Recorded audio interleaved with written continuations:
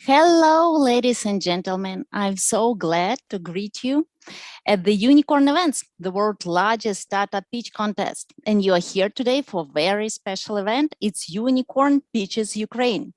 Welcome. Ukraine right now, as you probably all know, is fighting for the freedom for all of us, for the whole world, because it's not just a war between Russia and Ukraine. It's the fight between humans and inhumanity for basic understanding of what is right and what is wrong. That killing kids, raping women, and stealing belongings is wrong. Throwing bombs on civilians, I'm so sorry, it's really concerns me, is wrong. Justifying crimes by lies is also wrong. Many Ukrainian startups, our team that you are speaking to right now, still keeps on working and fighting because Ukraine is our home and we believe that we have a future where good people are able to exist and be able to work, think, live, love, raise children, and know they will live long enough to become decent people. That is what Ukraine is fighting for right now, for you, for all of us. And that is why we keep on working from shelters, in between sirens, and trying to find a safe place for kids to sleep. We believe in our victory and having a normal life again, like you have right now, like we all had and lost because of war. We fight for freedom for all nations that will have an ability to be masters of their own destiny within our borders. Save Europe and world that has future. World where startups are able to innovate and create great things that save all our planet. And we ask for your support to help us to be strong, because only with your help, only if we support each other, our families, startups, and all of us have future. So please support us. We know that you are our friends and you are really friends indeed. Ukraine has always been known for its clever minds and a home for many prominent startups, many of which are unicorns already. This information, this great slide has been provided for the top lead, which is one of the companies we invested in, and it's doing infographics, and it's also a Ukrainian company, and you had seen its infographics in many world websites. And that is why we are thriving to help all of these extraordinary people. Our head company, Network VC, had created a special fund to invest into Ukrainian startups. Please follow the link to become a part of this great opportunity and provide your support. We are extremely grateful to everyone who is standing by our side. And special thanks today go to our sponsors. Network VC, our platinum sponsor, Silicon Valley Syndicate Club, our golden sponsor, and silver sponsor, Startup Inc. And though our life today is really tough, we keep on scanning all world to introduce you to the best startups there are. Every Thursday, we will be on air. And of course, event that is everybody has been waiting for, our Unicorn Cup Finals, will be on April 14th. It will be a great happening with VCs and prominent startups from all over the world. So please mark this date in your calendar. Unicorn.Events is an open competition where successful startups feature private investors and venture funds. We are the world's largest startup pitch competition by geography and the number of the events held. We shed a light on the best startups since 2009 and do our events on a regular basis all over the world, online. So join us to see the best solutions and meet great personalities. And at our events, best startups meet famous investors and business angels. And we do a really good job. Look at our statistics. Every startup pitch in life has a great opportunity to interact directly with our famous guests, VCs, business angels, and 345 million has been already raised by our participants. We make people happy and we like it, and we will keep doing it no matter what. One of our unfair advantages is a great network of our partners that do unicorn pitches with us, which is state, country, and city pitch event for local startups to give them better chances to meet top VCs from all over the world. If you lead a startup or VC community, please contact me and we'll talk about it some more. Welcome to our network of partners. I'm really glad to introduce you to our global ecosystem that has various business lines under management of the company called Network VC, which is our syndicate fund and the main center of venture activities. Startup Network is a marketplace for startups, businesses, investors, and service providers. Startup Inc. investor onboarding and management platform to get an access to exclusive deals with experienced VCs with only 1K entry. Unicorn.Events, the largest global pitch competition for startups that have a potential to become unicorns. VC House, a close community and network created exclusively for the VCs where they can exchange deals where they participate in as lead investors. And Silicon Valley Syndicate Club, a special structure that allows business angels to invest into the best startups with small checks through syndicate deals. So welcome once again to the Unicorn.Pitches Ukraine, and let's see what great and courageous startups are waiting for us right now. But before we start, let me introduce our brave Ukrainians who are working nights and days to make this event and all other events happening. So please welcome Lena, Kate, and Julia, who will be our event managers for today. It's my pleasure to pass a floor to you, and I'm sure we will see really great startups today. Girls. Thank you, Anna. First of all, we would like to express our gratitude to all partners of today's event. I'm so happy to see all of you on board because we were organizing this event just for 3 weeks, and I'm shocked how many partners and experts have joined our initiative. So I really advise you to check the websites of all our partners. You can visit our landing page, follow their logos, and I'm sure that you will find many opportunities for profitable funding and really quick and short fundraising, because together we can do much more for you and for the whole ecosystem, and of course for our country. Thank you. Okay, thank you, Kate. And guys, before we will start the pitch competition, please greet our honored judges who support Ukraine and Ukrainian startups in this difficult time for our country and volunteered the valuable time to our event today. So, dear judges, please introduce yourselves and funds you represent very shortly, maximum for 1 minute, pointing out the industry, check size, state and geographical location of startups you invest in. So let's start from Alexander Soroka, CEO of our company Startup Network. Alexander, the stage is yours. Lena, thank you very much. Firstly, I want to say thank you to every judge, to every VC fund, to every business angel who is with us today on today's event, because really Ukrainian startups are now not in the very good position, because many of them just they needed to relocate the employees to Europe. Some of them still have employees in Ukraine. So they really need some bridges today just to be in the business. And we as a network VC also started a special fund and for investing into Ukrainian startups today. And if you wanna join us, please ask us about it and we will tell you more. Also, of course, you can invest directly into the startups who are presenting today. And additionally, if you want to sponsor some money to some non-government organization, I'm sure Anna and Lena and Kate can give you some really good links. And what I know today, a lot of NGO also started to support Ukrainian startup. We have a special fund in Ukrainian Venture Capital Association. We have a government who started to support Ukrainian startups now from Ukrainian Startup Fund. And today I just received the news that Google just give 5 million for special fund to support Ukrainian startups.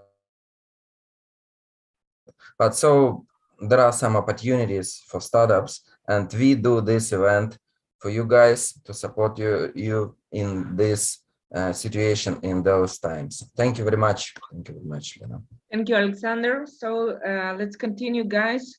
Who would like to represent your fund and yourself? Please raise your hand. Put the button, raise hand. Okay, Savage, welcome. First of all, I'd like to thank you for inviting us for this kind of emotional event, and our sincere supports to you and the Ukrainian people.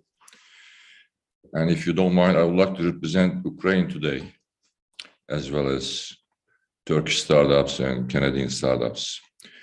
One of the reasons I'm here today also to show my support to you, Ukrainian people and your team.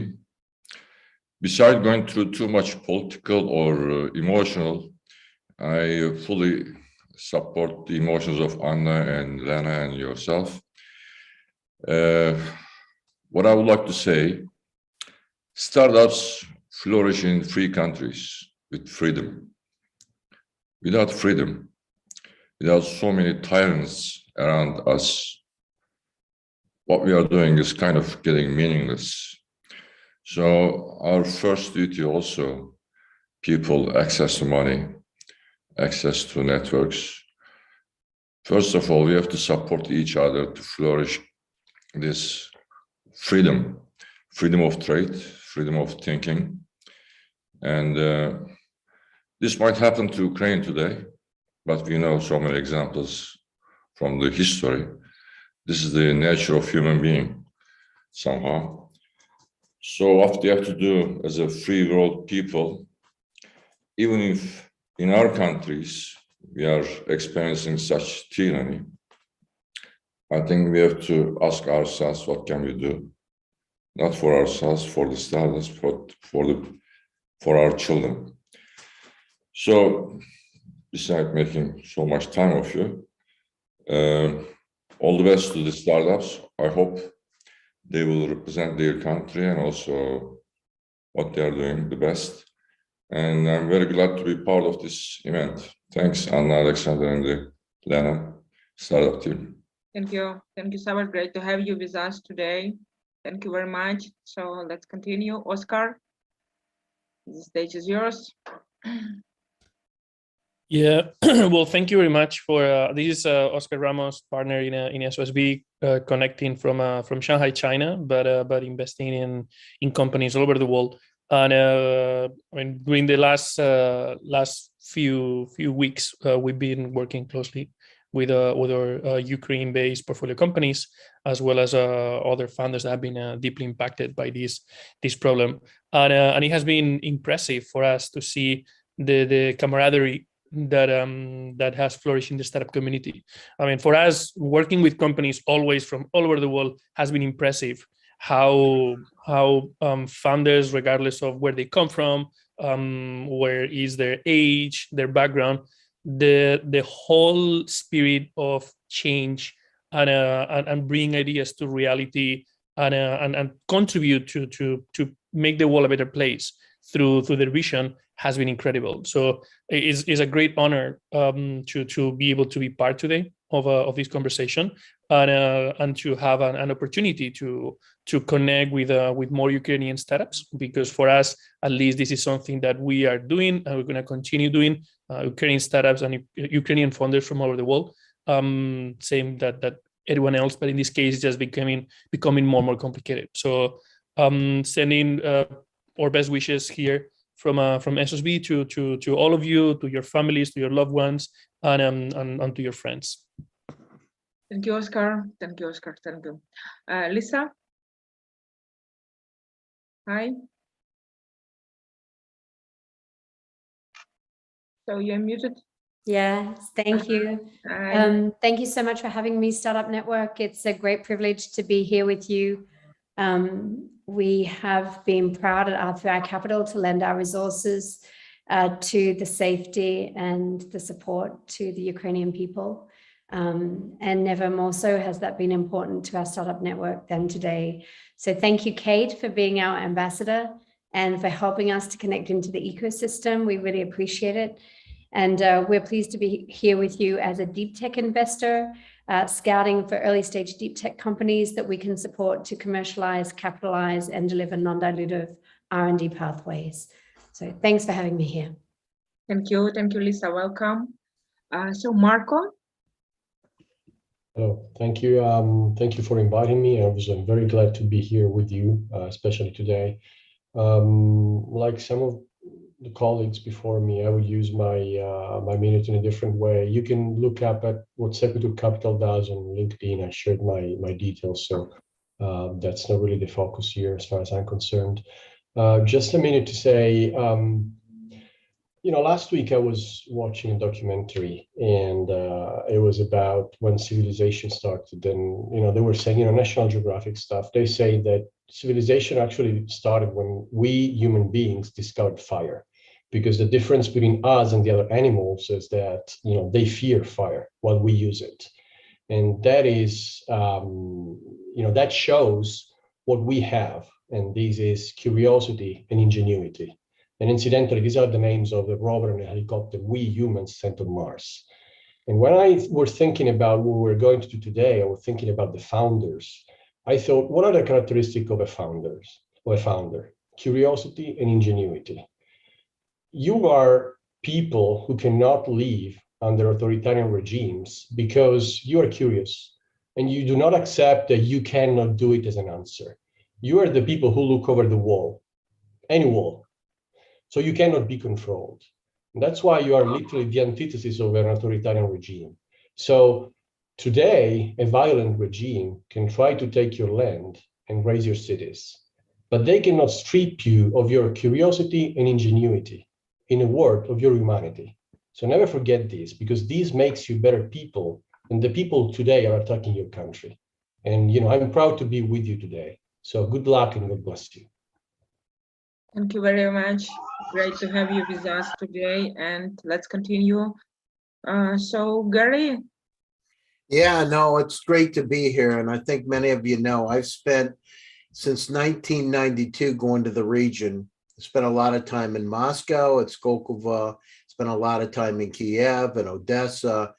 And my wife is half Ukrainian. And so our family has just gotten out of Kiev and heading out. I've been working with Lithuanians that are in the part of the underground, helping. We're working on 3 funds. I've Airbnb'd in Mariupol and Irpin, people's places that don't even exist. I've been trying to help them by funding them. It makes me sad, by the way, incredibly sad at this situation. And but I see the hope. You guys are incredible. You've done things that are just incredible, to be able to keep this horrible situation and hold the Russians at bay. It's hard to comprehend, but you are so strong and you've done so much. We're very, very proud of you. We love you. We care about you. I met Alexander a couple of weeks ago down here in Florida, and I just want you to know our hearts are with you. Every day that our hearts beat, we're thinking about you. Every breath we take, we're breathing with you. We love you, and we want you to succeed. So anything we can do to be able to help, we're trying to do the best that we can, but we're going to keep doing more. We love you, so we're there to help. Thank you very much for great support. It's really important for us now. So let's continue. And Vasily? Yeah, so my name is Vasily Nikolaev. I'm a partner in Network VC. I'm a partner together with Alexander Soroka. So we support Ukraine. We support Ukrainian startups. And I personally do as much as I can to support Alexander Soroka in everything he does. That's it. Thank you. Thank you very much. Jim, the stage is yours. So great to be with you guys today. It's so impressive to see that you're able to still put this on. It's been beautiful over the years to see all the great people you've brought together and how much opportunity you've brought around the globe. And we are all here to support Ukraine today. It's just been heartbreaking to see what's happened over the past 6 or so weeks. And so many people have been reaching out to me asking what can they do. And hopefully each of us just being here today and supporting and finding out more about Ukrainian opportunities, helping you through this difficult time and then helping you rebuild after this invasion is over. So stay strong. As Gary said, we love you and just keep going. Thanks a lot. So Stuart. Hello, everyone. Great to be here. Anna, definitely applaud you and your team for everything that you're doing. It's very, very inspiring. So my name is Stuart Brown. I'm the CEO of PiCap, which is a venture capital firm based in Toronto, Canada. And so what I can do to help is essentially use our designated entity. So we have a venture capital fund, but we also have an incubator that's designated by the Canadian federal government for the Startup Visa program. So any Ukrainians that are looking to immigrate possibly to North America or Canada, we could provide you with that service through an expedited fashion. And then we could also get your companies financed about $300,000 each. So if you're interested in possibly immigrating to Canada and getting financed and getting support by our incubator and our VC fund, please feel free to contact me at info@picap.com, and I'll put my contact information in the chat box. Thank you very much, Stuart. Thank you. Hannah? Hi. Hi. Hi, guys. Hi from Germany, from Stuttgart. At first, thank you for having us here, here from the Plug and Play side and the Startup Autobahn side. And like listening to what everybody said before, it's like really hurting again, really much more hard. It's crazy, it's unbelievable. But I don't want to take too much time because we have a lot of startups coming up and we were excited about using the technology. I only wanted to point out Plug and Play and as well Startup Autobahn. We are like a globally early stage investor, like in 30 plus locations in all different verticals. So for mobility, healthcare, food, and so on. As well on the other side, we connecting startups and business units to work on open POCs together. So if this is something you're interested in, please get in touch afterwards. And the same, we will check you guys out to see where we can connect you to and hope we can help in this way we can do. Thank you very much. So Kai? Yeah, hi everybody. I'm Kai, hailing from the Netherlands today. I am honored and humbled to be part of this, especially today. Thank you so much for having me. Thanks to the sponsors for supporting this. I know everybody here on the organizing side and the whole people of Ukraine will prevail. The world is watching and is absolutely blown away by what you guys are doing and how you prevail through this. So I'll see you soon. Thank you very much. So Yuri? Yuri? Hi everyone. Hi. It's a pleasure to be here today. I'm proud to present Ukraine at Unicorn.Pitches Ukraine. I'm Sereshchenko Yuri, Managing Director of QP Digital. We were the fastest growing fund in Ukraine. We invest in fintech, deep tech, gaming, space tech, invest in startups early stage and seed stage. Our whole team in Ukraine now, me personally in defense now. We are not in investment mood right now. We are more about current liquidity and helping our existing startups. Also now we focus on the real sector of economy of Ukraine, what is needed right now and what is in demand. There are logistics, warehouses, transshipment, elevators, etc. Glad to see here so good selection of startups and judges. I know a lot of startups, they really deserve the opportunity. It's a good chance to push the startups in the right direction. Wish good luck for everyone and perfect fund for startups. Thank you. Thank you very much, Yuri. Great to have you with us today. So, Owen. Thank you for letting me be a judge and be a small part of this incredible opportunity. This is inspiring to see so many entrepreneurs willing to pitch and continue moving their business forward, continue being incredible ambassadors of the innovation and the innovative potential of Ukraine. So I am deeply humbled by just being able to sit on this panel. Thank you so much for everyone for putting this together, and can't wait to see everybody and all the incredible talent that's out there. Thank you very much. Kate? Hello, guys. Regards from Germany right now, and I'm happy to be with you today. Thanks for this opportunity, and I do believe that all our startups, Ukrainian startups that need our help will get it. So I'm happy to join, to support you, and to connect if needed. Good luck for today. Thank you very much, Kate. So, Gabriel? Thank you, Anna, for the invite. Very honored to be here supporting you. You know, Ukraine and Ukrainian people are very close to my heart. And actually, one of my first projects I got involved 5 years ago was a Ukrainian startup in the esports game. And now the founder is fighting and defending his nation. So it's quite, you know, I'm quite close to you, and all my support from Colombia. And happy to be here.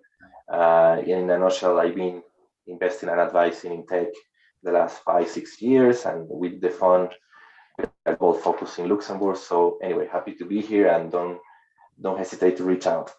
Thanks. Thank you very much. Jordan?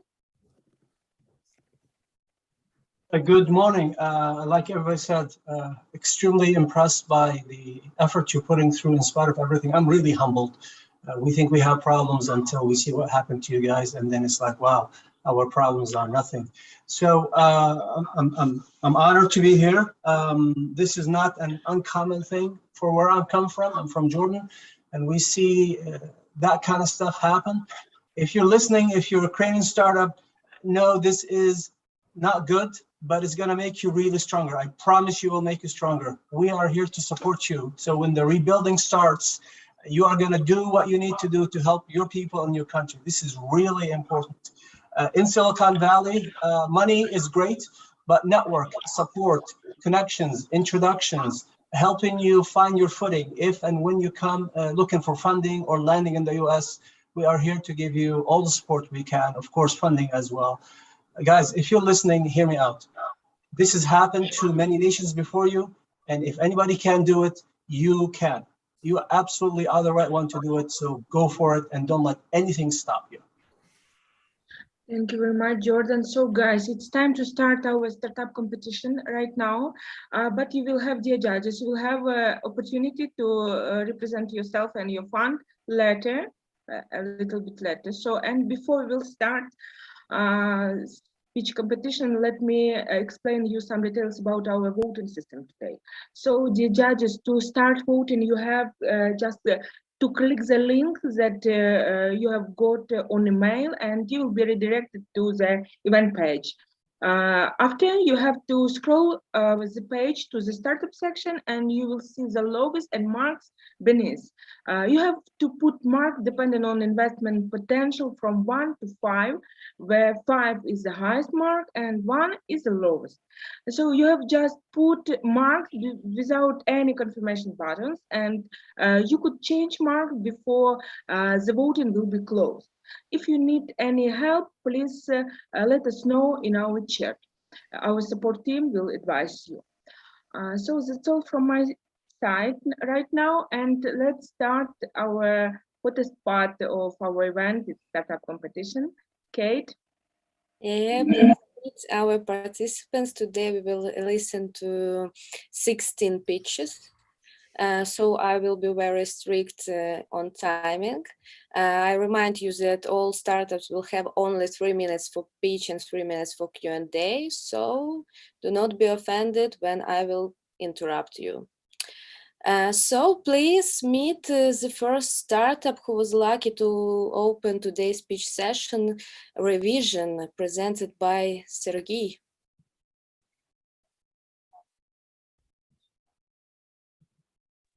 Hi guys, can you hear me? Hi, it's Irina, yes? Yes, can you hear me well? Okay, I can start. Yeah, you can start. Good luck. Thank you. Hi, I'm Irina Marchuk, the Development Manager of Provision, NPS Implementation Leaders and Feedback Service. We help companies to retain and return customers using an effective NPS system. The problem that any business has is that 45% of customers are lost during the first 100 days of cooperation with the company, and 57% of complaints are provoked by the bad level of service. So we give that solution that help to hear the client from all communication channels, to return the client due to solving their problems, and improve service due to measuring it. The system for users is very simple. Client just scans QR code or write the review, put the mark and leave photo, video or audio. Then company get the feedback in Messenger and in personal cabinet and analyze the service in a convenient dashboards. Also, we have additional services like read the menu, give a feedback or to call for staff, etc. Also, we have benchmarking of service indicators for different industries, so the company understand on what stage it is in comparing to the competitors. And soon we will have the system that helps business to build the strategy basing on the experience of the other companies. Here is our market size in Ukraine, in Poland, in Europe, and United States. We have solution for small, medium business and for enterprises. Our unit economic, as you can see, we have positive unit economic with a low churn rate.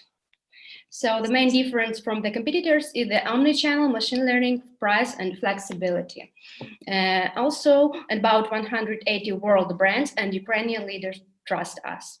About our team, we have strong team. Sergey Shpirenko, about 15 years experience in marketing and e-commerce. Sergey Goloborodko, 15 years in IT sphere. And also our board angels, Peter Chernyshov, ex-president of Kyivstar, and Igor Shadrin, top manager of Amazon. Thank you for your attention. I suppose that I was short, and you can ask any question that you have. Thank you very much for great pitch, and let's start Q&A session. So, judges. Alexander, I see you raise hands. Thank you, Kat. Irina, at what stage are you now? What stage? We are on the seed stage. Here with me also Sergey Shpirenko. He's our CEO, and he will also can ask some questions about, Yes. Hi, everyone. Nice to meet you. Thank you for great event. My name is Sergey Shpirenko. I'm co-founder and CEO of Revision. Now we are at the seed stage. Yeah, seed. Okay, let me just ask you more. Do you have any revenues or any traction, any customers, any pilots? So where are you? Yes, of course. Here you can see. Yes, of course. We have really, yes, some of our current clients. We have international companies, contract with international companies like British American, New Balance, Watsons, and others. We are working with more than 1,000 restaurants and cafe restaurants in Ukraine, and more than 2,000 retail shops in Ukraine. But now, unfortunately, all Ukrainian business on pause, and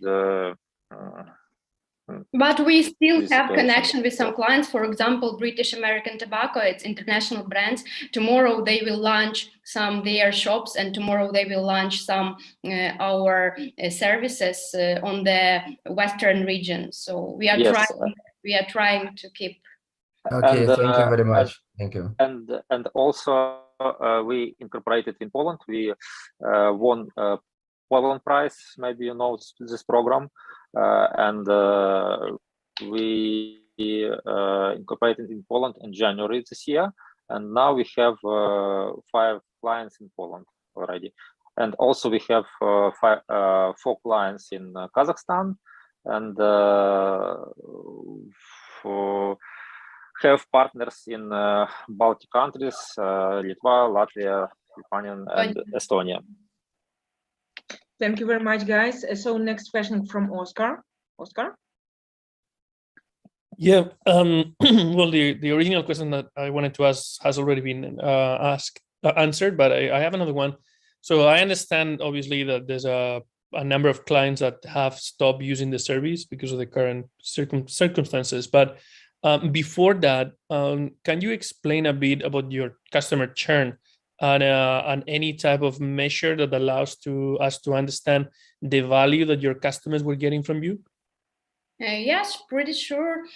Customers use our service to work with the feedback from their customers, and they can use like physical channels of communication and also API integrators. A lot of companies reduced the time and the personnel and the money for dealing with some feedback. And if you know the NPS metrics, yes, a lot of big companies work with that, and they spent a lot of money for that. They really hired a lot of workers, but using our system, our personal cabinet, they reduced the quantity of staff, and they reduced the time, and they reduced the cost spending on that. So that really helps, and it helps with some dashboards, with some analytics, statistics, and even some companies launch, due to our service, they have launched some new projects basing on the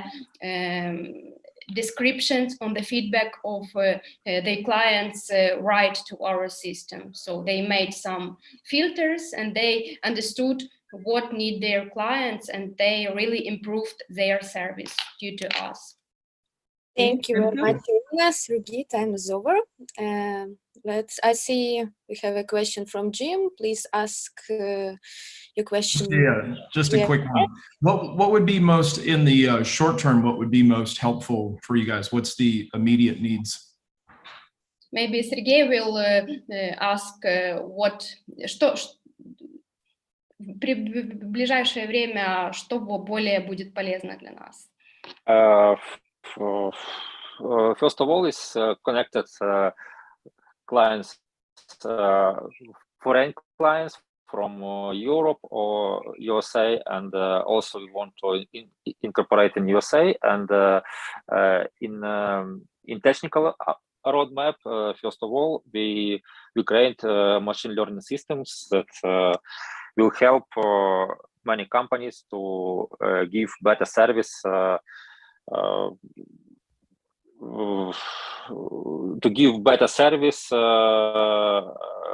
based on other companies' experience. Yes, the priority for us is to get more clients abroad and really to become an international company due to maybe your help. Thank you. And also launch marketing. Question on chat. We are still limited in time. Thank you so much. Thank you. And next one. Yes, good luck to the other. Yeah, good luck. Thank you very much. I'm a little confused about the name of the next startup because I see your logo. QAI, probably. Because your logo says payable. Yeah, I can explain it after my pitch. Okay, super good. Let's start and good luck. Let me make sure that everything is working. Do you see my slides? Yeah. Okay, let me put the timer and I can pitch. My name is Mikita, and this is Revolutionary Startup for the gaming industry. If you are a gamer, you must have heard a story of Cyberpunk. It was a game that was really was everybody waiting for, but when it actually released, it was almost impossible to play and complete the levels because it was buggy. And why, with so huge cost spent on game development, these bugs are still easy to find? We started to dig deeper into the problem with our team, speaking to friends from game developer companies and IT experts in the industry, and we realized that This is because all the games are tested manually, and human testers are not able to test all the edge cases and test scenarios.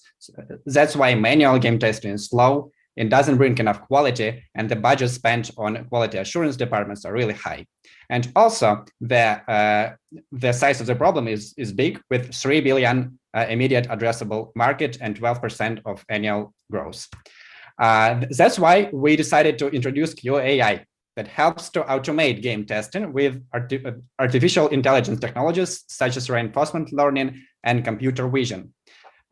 With that tool, our clients can reduce time to market of new features and new levels and get faster the revenue, improve user experience by cutting down the number of bugs in production, and increase cost efficiency.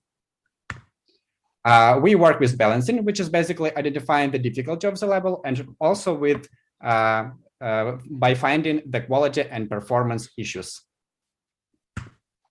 Here's how the results of game testing looks like. We work with 60% of all mobile games, but we focus particularly on match-3 games. These funny 3-and-row games has surprisingly more than 20% of all the revenue share of gaming market, and also their mechanics is easy to work and similar across different games. We take $2,000 for integration and also $6,000 plus for monthly subscription. Our main competitor is Model AI with 1.7 million in funding, and we are better with stronger technology and better business side of the project. We already have 2 integrations with middle-sized game developer companies where we proved our initial hypothesis. We now developing, almost finished to develop a minimum valuable product. In the end of spring, we are going to have 3 paid customers, and we want to raise seed round at the beginning of summer. Here's our wonderful team, which has vast experience from company building and building full-scale machine learning advanced applications. We are raising seed round in order to have 23 clients and 1.1 million annual recurring revenue in 24 months. Thank you very much. If you have any question, you are welcome to ask. Thank you, Mikita. So we have a question from Kai. Yeah, hi. Thank you. I have a question. Are you planning to expand to other genres and also platforms beyond Unity in the future? Yeah, actually we work, our main part of our product is a Unity plugin, such as because most of 70% of all mobiles game are built on Unity. And we cover such times, we cover 70% of all mobile games, but the market is so huge that we need to time to cover that market. And afterwards, of course, our big vision is to move to AAA. But now we are focusing on specific cases so that we are successful and build the best product for initially match-3. Okay, thank you so much. Angela? Yes, please. Mikita, it's Angelo from AI Startup Incubator. I wanted to ask you if you have tested your product, if we can call it product right now, first of all, or is just a prototype? And no, it's we already tested proof of concept with 1 integration, and now we have 2 integrations with clients that are willing to pay. And with almost finished minimum valuable product, we are already bringing value to them because they were so excited to work with us that we say, okay, you don't have built a minimum valuable product, but we want to work with us. Yeah. Okay, that's great. And so the user experience and user interaction, so specifically the user interface, has been adapted according to the requirements of the specific users you have been in touch with, or how this has been built? Partially. I can show you the, so firstly, our user connect like Unity plugin to its project, then we train the bot in our clouds, and then our user gets analytics for its game. And the product is almost the same for each type of games. but the results of testing can be different, for example, for match 3 games and for platformers, because match 3 wants more balancing to understand the difficulty of the game, and platformers want to have more like visual bug finding and also to understand the coverage that the character makes in order to find some gaps of texture or something like that. So yeah, we have difference for different type of the product. Yeah, that's absolutely in line with my question, because I understand perfectly that a AAA game is going to have different requirements than other type of games, and the functionalities must be adapted to the user experience. Okay, for sure, but step by step step by step to the big vision. Absolutely, absolutely. I wanted to understand who you are. Thank you. Okay, thank you so much. Next one is the health tech startup Cardioma.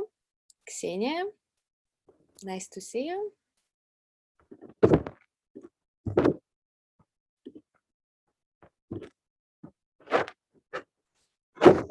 Hi everyone. Thank you for having me today. I'm Ksenia. I'm co-founder and CEO of Cardioma, a solution that can save lives. You all know that cardiovascular disease is still one of the health challenge of our time.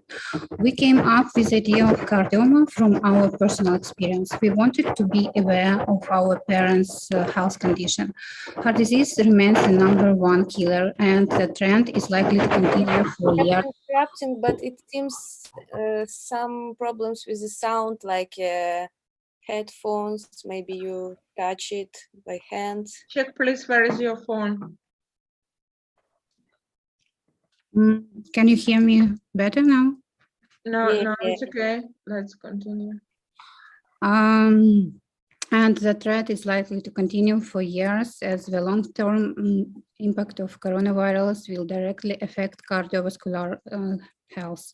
And every cardiologist we know says it is necessary to monitor the heart of the patient continuously, and every patient in their practice needs continuous monitoring.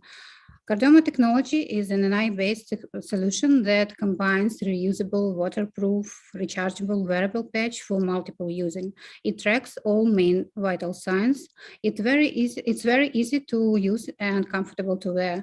I can put it in a second and it immediately starts to track the data.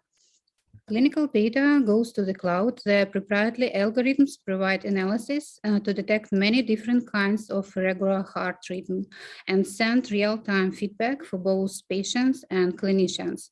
Patients review user-friendly information in the app that supports them in health self-management. Clinicians have access to web-based dashboard with analyzed by AI and presented in real-time patients' data. Cardioma is the only one who provides real-time monitoring with real-time results, can be integrated in any EHR system. It's cost-effective, efficient for clinicians, user-friendly, and for patients. How we sell? We partner with testing facilities and sell directly to hospitals and cardiologists. We provide Cardioma patch itself, consumables, clinical analysis of data, and report generation. We bill the practice a fee for these services, and the practice bill the patient insurance for CPT and reimbursement codes. Cardioma primary operates in the cardiac monitoring device market. The other market segments are cardiac rehabilitation, post and pre-operative monitoring, and clinical research monitoring. We expand from Ukraine and Netherlands to Germany, UK, Scandinavia, and US. We launched pilot for cardiac rehabilitation in the United States, as well as the project of home-based monitoring of pre-operational patients in Netherlands and study in monitoring of post-COVID patients in Germany. Our product has passed clinical validation, clinical trials, and certification process. Company has established manufacturing site. We have launched sales in Ukraine last year, and currently we are looking for late seed round for expanding in Europe and launch in United States. Thank you, Ksenia. Time is over, and we have a question from Kate. Am I right? Yeah. Hi. Do you hear me well? Yeah.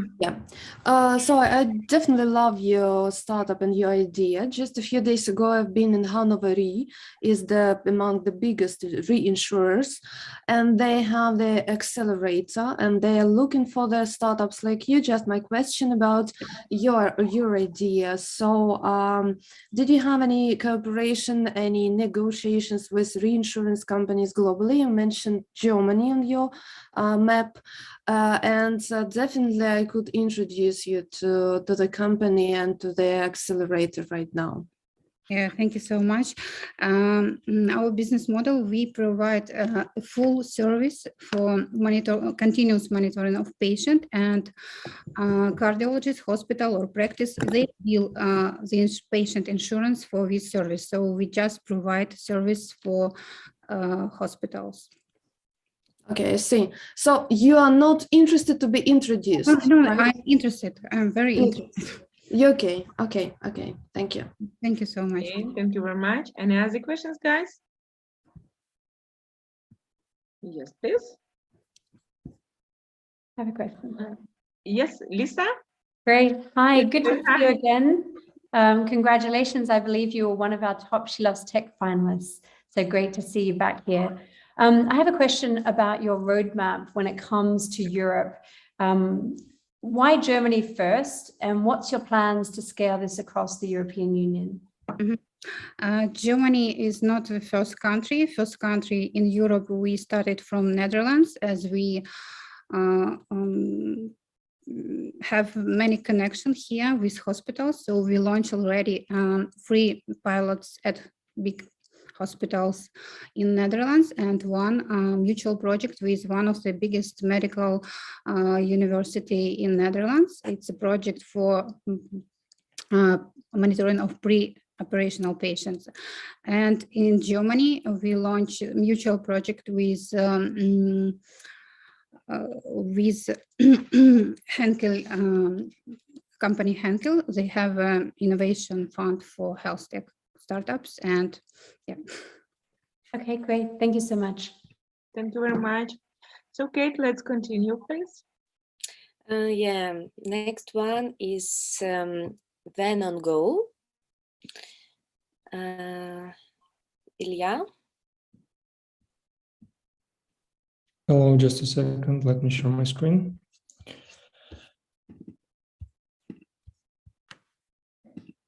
Can you see my screen? Yeah.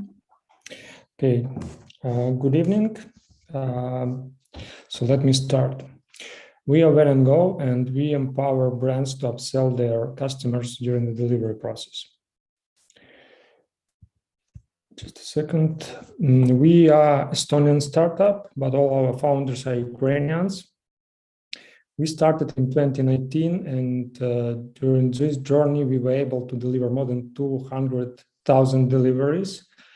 And we plan to achieve more than 500,000 deliveries till the end of this year. During this journey, we fully deployed our product. We achieved MRR more than 40K. We gain access to more than 5 million end customers. And we fully established our team, which includes serial entrepreneurs with successful exit from big startups. So far, we operate in 5 markets and plan to open 2 additional markets till the end of the year. Our solution is AI-powered cloud platform that connects businesses with a network of delivery partners. We connect enterprises with a delivery partner with fleets through API.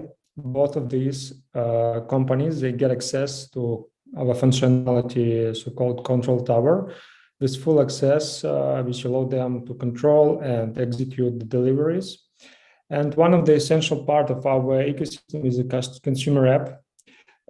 It allows us to upsell during the delivery and increase revenue for our clients, because end customers is really receptive for the messaging during the expecting the delivery. We operate in a last mile delivery market, which is quite competitive. We see our differentiation point in a dual purpose product strategy with an ultimate focus on end customers. We work with both fleets and enterprises. We deliver on behalf of the brand We allow to upsell during the delivery. We allow to get access to our technology quite fast, no matter what size of the enterprise. It can be small, middle, large enterprise. And we have a multiple revenue streams. We work with fleets based on SaaS model. We work with enterprises, with brands based on pay-per-delivery model. And we work with end customers based on CPA models, having the end customer application in our software ecosystem. And we currently rise in a seed round, and the main purpose of this round is business development. We have fully established product, we have clients who pay money to us, and we would like to expand our business more aggressively to new geographies. And these days we have additional missions. After the start of the invasion, we decided to share our technology within the Ukraine for those who would like to execute humanitarian deliveries. And we saw the interesting moment that a lot of big businesses, corporates, they got stuck. They can't execute any deliveries, especially in the hotspots of Ukraine. While we having the flexible platform and sophisticated technology, we're able to quite fast build the deliveries in these areas. And so far, we were able to deliver more than 2,000 tons. This slide is quite old figure. We were able to deliver more than 2,000 tons to the hottest spots of Ukraine. So that's our additional mission. And recently our mission was move everything with one touch. Nowadays, it sounds like even where businesses can hardly move, we move everything with one touch. Sustainable last mile delivery, literally anywhere in the world. Thank you for your attention. Thank you for all that are you doing for our country. Can I ask a question? Yeah. Sure. Sure. Dahana? Thanks. Yes, so I just wanted to know what was the biggest challenge this startup has experienced till now? You mean this month or in general? Because that's really different. It looks like a good journey. I just would want to know that what were the kind of challenges that you have felt till date. This month, I wouldn't say, because past few months have been pretty bad, but in general, what was the biggest one, and how did you catch up with that, or are you still struggling anywhere with that particular thing? Yeah, I think the biggest challenge was to, as for any startup, is product market fit. We had a pivot. Yeah, so initially we started from B2C, then we understand that B2B is more perspective. And yeah, the biggest challenge was to understand the needs of enterprises, to understand the problem, and of course to develop a proper go-to-market strategy, because for B2B it's really important to have a proper B2B strategy, go-to-market strategy in order to scale faster. So have you already incorporated the B2B2C strategy? Sure, we have in our software ecosystem, we have an end customer application. That's why we have access to these end customers. And this third revenue stream, which I mentioned, that's in particular B2B2C model. Okay, since your startup is very much focused towards the end customers, could you please share a little bit briefly about the feedback management that you have? The customer feedback management. Okay, thank you. If I understood you correctly, so yeah, in our end customer application, each time when we execute the delivery, we have evaluation of the service, and from the very beginning, we invest a lot into data collection. So having the end customer application, we collect the feedbacks from end customers regarding the delivery, quality of delivery. All right, thank you. Thank you very much. Next question from Oscar. Yeah, can you? Thanks for the presentation on a very creative way to put your technology at the service of the people. So congratulations for that too. Can you elaborate a bit more about your geographical coverage right now, and since if I understand correctly, basically you connect, I mean, you have this marketplace for drivers that then can deliver the services, the goods for the buyers. How do you create the driver network in the new geographies? In our go-to-market strategy, we start from delivery partners, and we initially provide them with opportunity to use our fleet management system. And for us, the main revenue stream is enterprises. So that's why we provide delivery partners with lower cost versus our competitors for fleet management system. And after the accumulation of the particular capacity among fleet owners or individual drivers, we then start sales for enterprises. Thank you. Time is over for Q&A. Thank you, Vyacheslav. Next one is Mobiform. Ilya. Hi to everyone. Hi. Do you hear me good? Yeah, all is well. Thank you. Share your screen, please, and let's start. Yeah. Is it okay? Mm-hmm. Yeah. Okay. Thank you for this opportunity. Thank you for all support. Hi, I'm Ilya from Mobiform, and here is me and my friend Vlad. For the last 18 years, we have been running a profitable custom cabinets furniture business in Ukraine. We have been producing furniture like kitchens, closets, and the same. And we saw few problems in this industry. The first, it is totally offline, so you can't order your kitchen on Amazon. The second, about 50% of cost furniture industry spends to offline selling. And the third, average terms of delivery 3 months. So 3 years ago, we decided to make online kitchen factory with our team. And now I want to show you how our MVP works. Here is our website. Here is a lot of kitchens and filters, and I can rapidly find the kitchen I like. But for example, I need another color or size, and this is a widespread problem. Here is we can push the button change design, and the kitchen is appearing in a 3D planner. Designing here is easy as playing the game seems. Here I can change everything: sizes, materials, handles, colors. There are more than 3,000 materials with price and available in stock. The term of delivery is 7 days. This is possible because this is not just Web 3D. This is the CAD model, which we can produce fully automatically. Because in last few years, we have a revolution in how cabinets furniture is manufactured. And today, these robots, like the one you can see it on your screen, they actually can produce cabinets 100% without humans.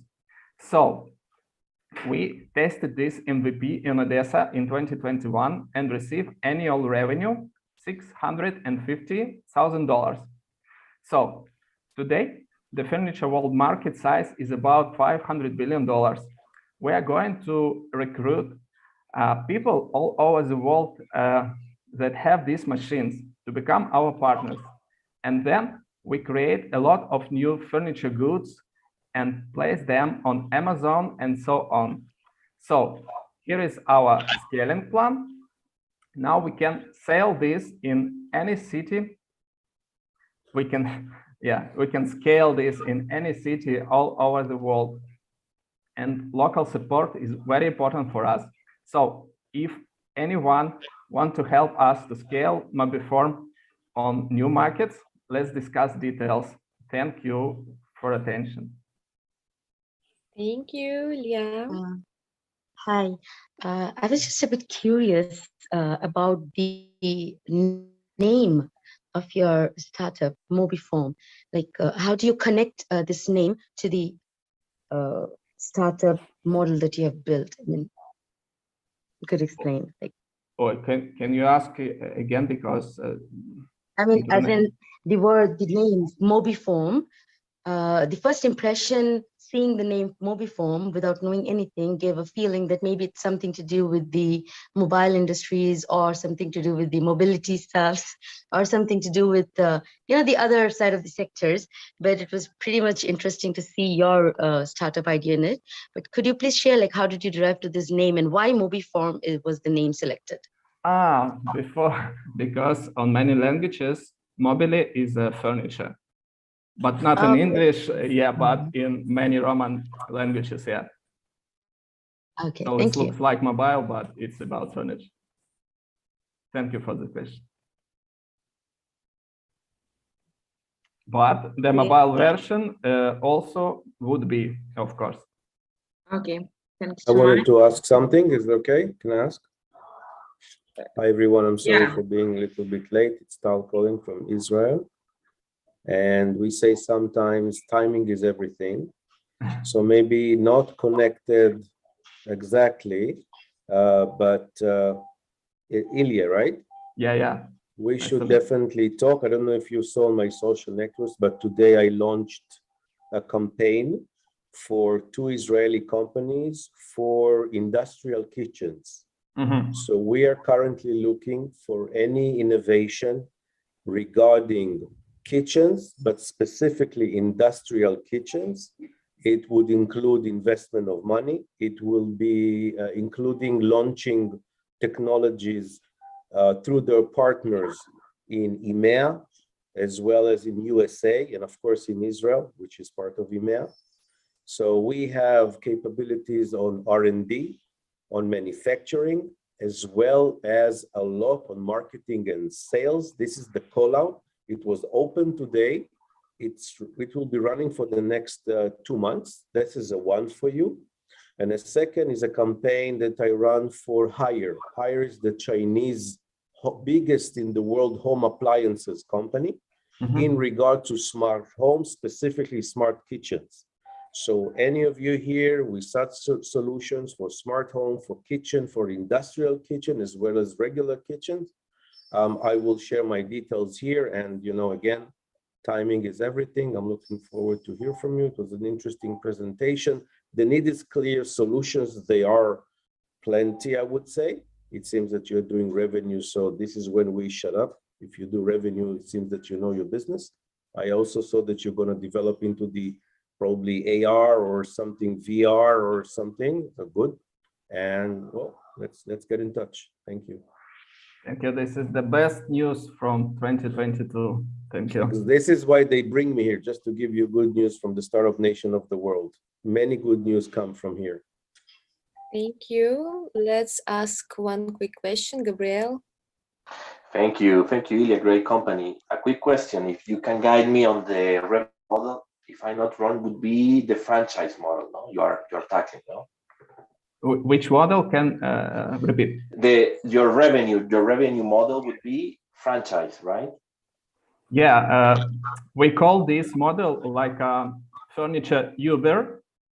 Yeah. Because some guys have these machine tools, and some guys can provide local service. So our idea to connect them to each other. Understand. If you can expand a little bit the AR component that you're planning to. No, we don't think before about AR, but we want to provide VR component. VR. Okay. Yeah. Understood. Okay, good. Well, let's talk further. Thank you. Jim? And just a quick ask. I was on your website, love the presentation on the website. Is there a translation plugin or something that you could add to the website so you could so people could choose their language? Yeah. Today's version is only for Ukrainian market. And if someone needs English version for you, I can send you the link, because we don't start our company on English market. So that's all. Got it. Thank you. Okay. Thank you, Liam. Great pitch. Feel free to share your contacts on chat. And the next one is Will Keep.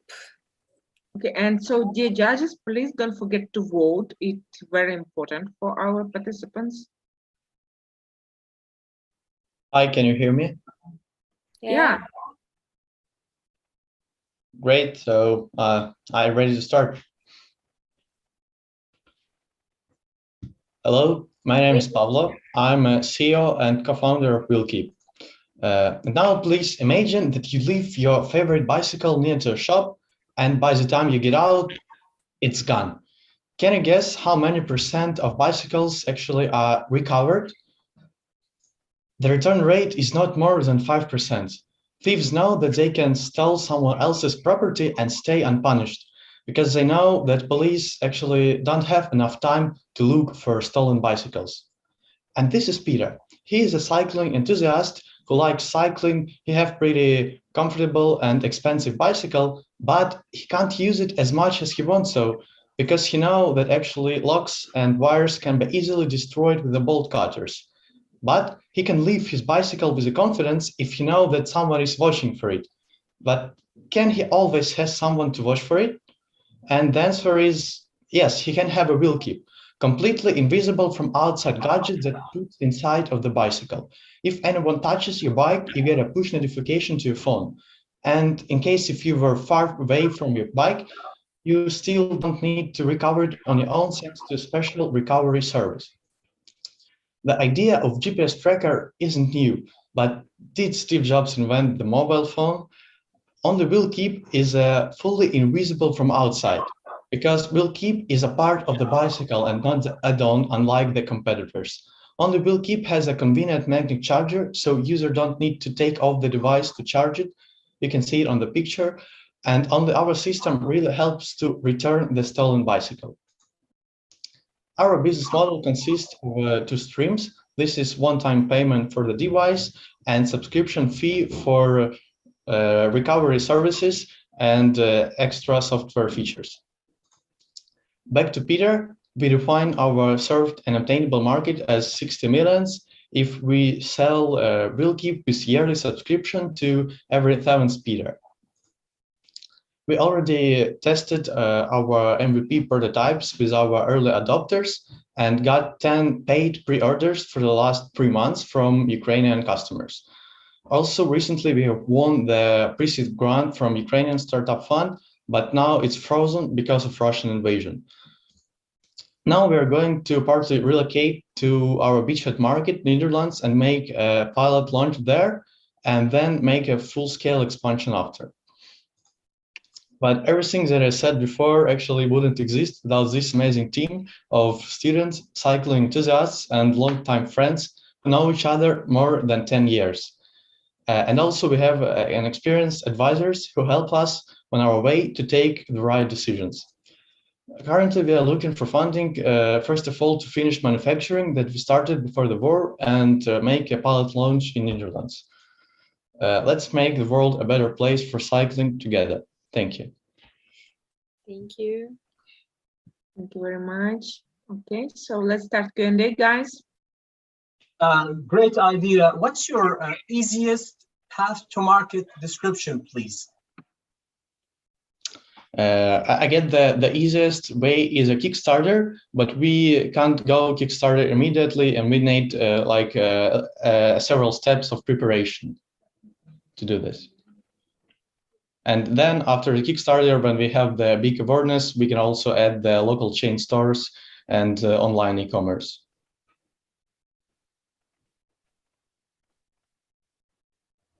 I think you stumbled on a huge problem, especially when it comes to electric bike that also cost a lot of money. I can tell you that in Israel, this bike theft is on the news, I think at least twice a month, with everyone speaking about how we can prevent it. Definitely look into this market. We have tons of electric bike. And just generally saying, look into wealthy countries that can afford electric bike, because they are more expensive, and guarding them is always a problem. But again, on the other side, there is a whole lot of solutions. And just to say generally, when you show your potential market, numbers can be huge, but it's not impressive as understanding how you actually plan to reach your first customer. That's more interesting. How you're going to penetrate is more interesting than understanding that the need is huge, enormous, because investors know the needs. They just don't know if you know how to get customers, which is your responsibility after getting the money. So just take this to everyone here to take into consideration what is important to investors. I'm willing to help and try and benchmark what you have. So again, welcome to reach out. Thank you. Great, thank you. And by the way, we'll keep this completable with e-bike Caesar. Thanks. Okay, so next question from Gary. Yeah, so I have a fleet of bikes. I have 6 e-bikes and I've got, I guess, 14 bikes right now. And I think about it every single day when I have Gazelle and Giant. So here's where it can help you out. I'm friends, Giant's the largest contract manufacturer in the world. I'm friends with the CEO of Giant. So if you give me your information, I'll get it over to him. And also Bosch. So one of the things that we might be able to do, Bosch has a venture fund. They might be interested in this because of course, they make the premier motor for e-bikes. And this is a huge problem. When you get bikes that cost between $3,000 and $10,000 per bike, it's not 1,000. It's one of the fastest growing sectors in the world, especially I'm in Silicon Valley, and it's a huge, huge market opportunity for you. So get the information over to me and I'll help you out. And I'm interested also for my accelerator. Excellent. Thank you. We will reach out. Thank you. Marco? Thank you. Well, likewise to what Gary said, you nailed it. I mean, it's a pain, it's a problem. And here in Italy, you have some of the most expensive bikes that you can buy in the world. There is a brand called Pinarello, and Pinarello may cost you more than a car. And if they steal you one of that, you're not going to be a happy man or a happy woman. So what I can do for you, Pavel, is I can send you a direct message with my contacts, because I know the CEO of a company that sells stuff to people who are very passionate about their bikes. So effectively, they're going to the same customers. So people who buy very expensive bikes, okay? And I can send you my details. I can put you in touch with these guys, and I think they will be interested in having a chat with you. Great, thank you. Thank you, Paulo. Next one is Harmix. Nazar. Good afternoon. That's a great honor for me to present our startup to you today. So our startup's name is Harmix. That's an intelligent service that automatically selects the right music for your video. My name is Nazar. That's my 6th AI project. Also in our team, Andriy, who has a lot of experience in video montages marketing. Denise is the winner of Microsoft AI Challenge, and Pavlo has a lot of experience in sound design. We encounter a problem that 800 million people around the world suffer when they're trying to find a perfect song for their video, because it is really long just to listen hundreds of tracks in music library. It is really difficult to understand which song is more appropriate to your video and which is not. And as a result, this routine and monotonous process just ruins all your creative ideas that you had in your mind firstly, and you just select some ordinary track, and that's all. So therefore, we created Harmix. That's an artificial intelligence that finds harmonious music special for your video just in seconds. It was trained on 1,200 best movies and videos ever. It automatically understands deeply your video, and it know how to predict the best music for it. It has a large, high-quality music library for commercial use. So you can just upload your video, Harmix analyzing it, obtaining thousands of parameters, and then predicting the perfect songs for your video and automatically synchronize it in the perfect edit. So we have a large, rapidly growing market. We already, in several months after the launch of our mobile application, we have 23,000 united users, and hundreds of subscriptions. And we already raised 90,000 United States dollars from Ukrainian Startup Fund, Amazon, and our other partners. And we got a lot of positive feedback in 90+ countries from TikTok bloggers and even movie directors.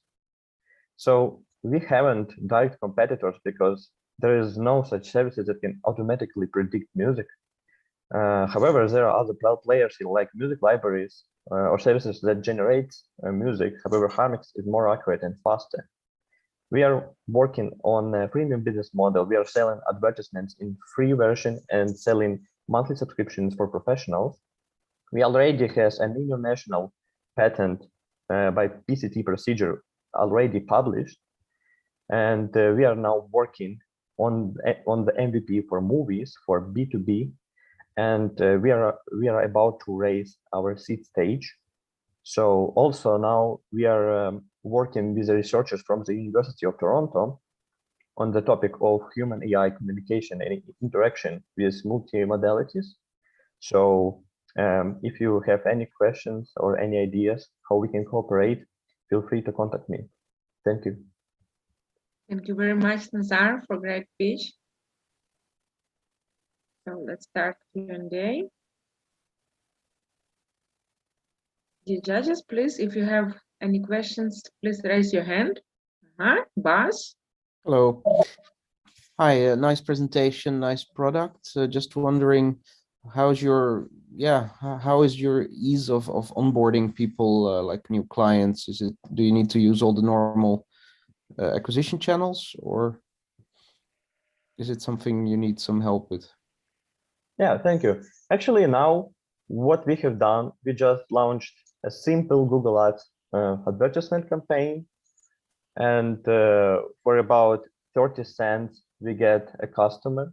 So you see that actually for us, we are just using ordinary tools, and then bloggers just telling others that they are using Harmix, and this we have a huge organic growth as well.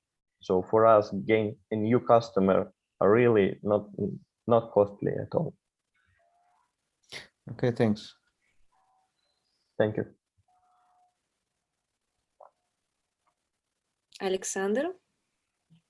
Hey, you said you're going to have a premium model. So Right. what will be the difference for the customer? Yeah, actually now that's only an idea. We are now working on the prototype. However, the idea of the prototype is fully automate the sound design of a movie production, because actually more than 10% of each movie goes into the sound production. And that involves not only the music writing and composing, that also involves the finding and recording needed sounds for the movie, right? Like the steps, rain, fire, all that stuff. And actually, nowadays, all the movies recording this sound because it's difficult to find the perfect sound for existing movie from the library. However, Harmix can do that automatically. It can just look at your video and find the perfect sound that will match each step in your video clip as well. Okay, thank you. Gabriel? Thank you. Yeah, very interesting product, Nazar. Congratulations. I'm also a musician and do electronic music, so I love when I see this type of innovation. So for example, correct me if I'm wrong, for the gaming industry could be also a very interesting example, right? Your That's technology. right. Yeah, right? We already have a lot of contacts in gaming industry. Great, so potential is huge. Okay, well, let's talk further. Thank you. Thank you. Thanks, Nazar. Time is over. Kai, please ask your question by chat. And the startup number 8, knowledge map. Are you ready? One moment, yeah.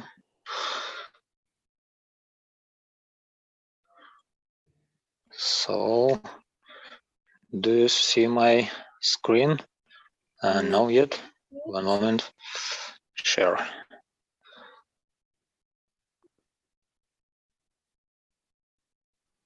Yeah. Everything okay? Okay. Hello, my name is Anatoly. I am a founder and visionary of Knowledge Map. This is a tech startup which can help to prepare to professional certification. What is it for? For example, there are two my diplomas. Documents. One is a master diploma in project management, and another is a certificate from Project Management Institute. For the first, I spent about several years. For the second, only a few months. But first is barely accepted in Ukraine. The second increases my value everywhere in the world. Few more words about the professional certification.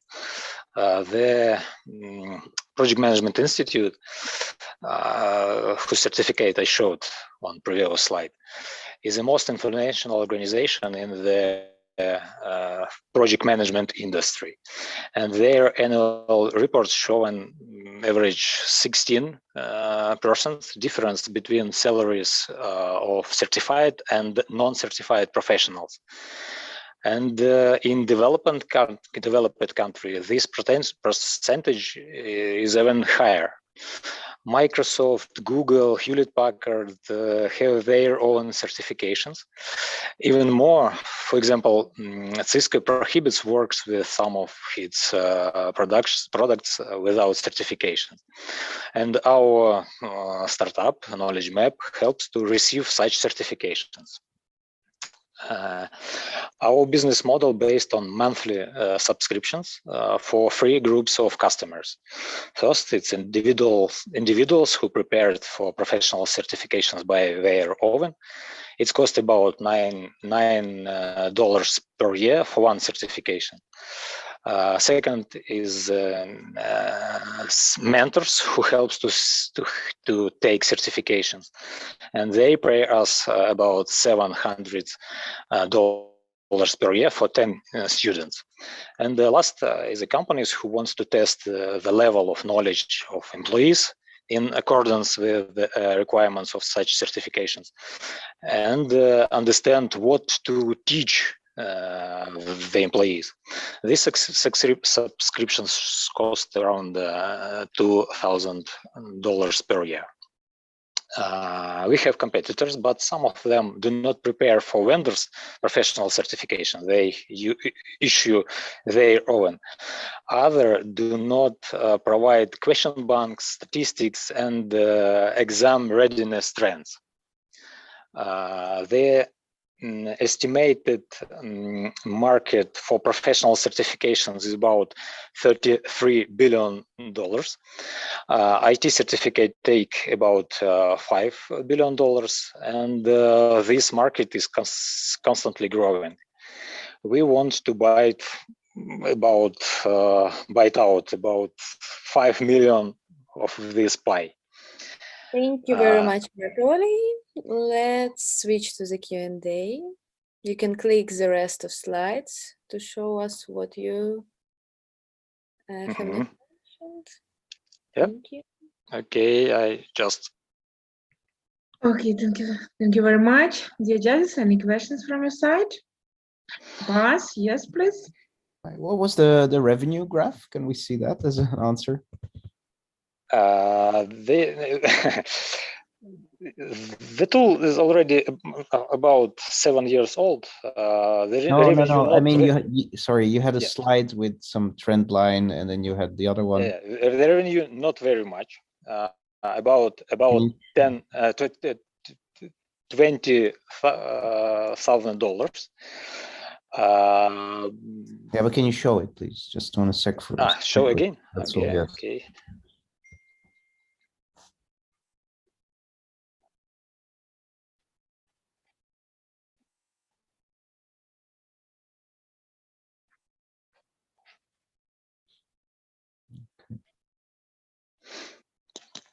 All right, thanks. Yeah.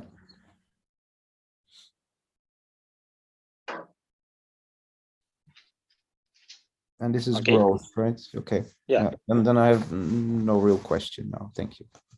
Mhm.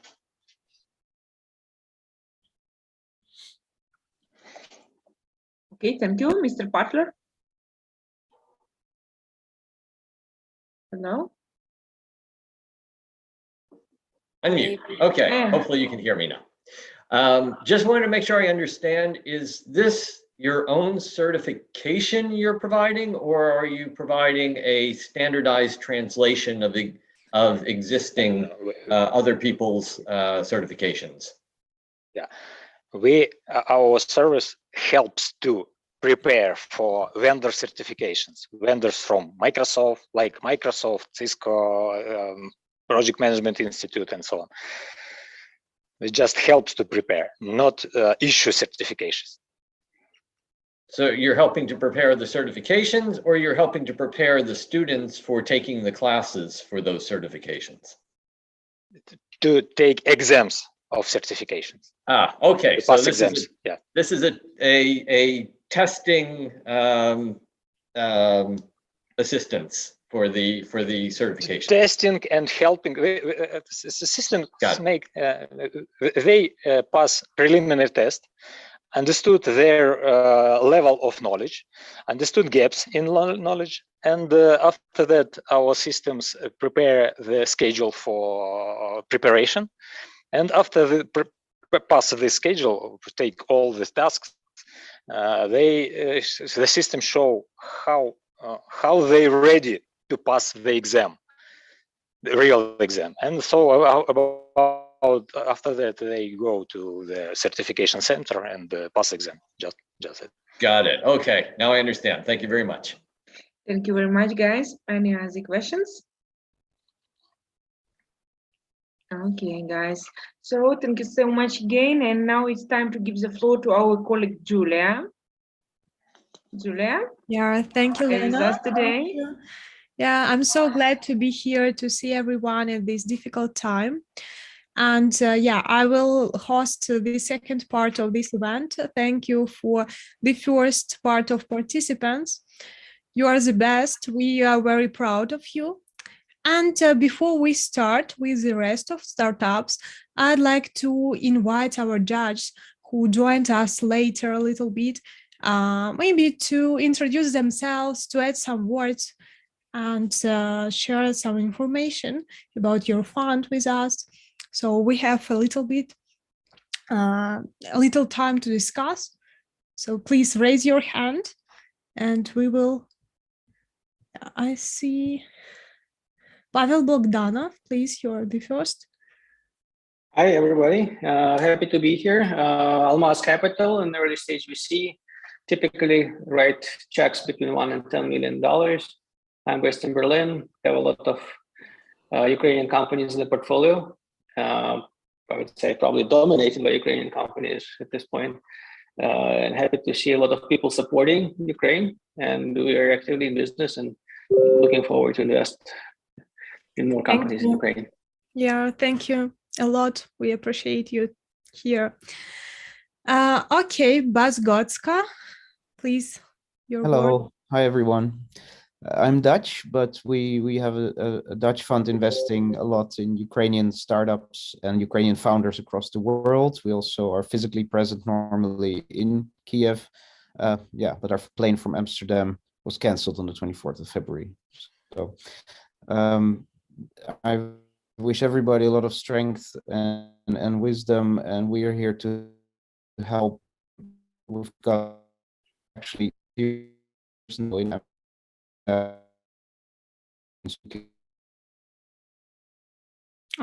I'm sorry.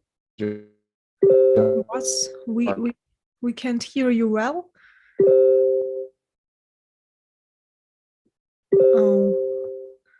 Okay, Bas has some troubles with connection. I can hear you. Yeah, you can add a little bit later. Please, Joy Malik. Nice to meet you today. Hi guys, I represent Follow the Seed. We're a 100 million fund. We're fully invested of Fund 1. We're now beginning to invest fund too, but that's more on the crypto side. I also have my own personal investment vehicle of 100, which myself, we have, between professionally and personally, we invested across Australia, Israel, China, obviously the US. I'm based in the Bay Area.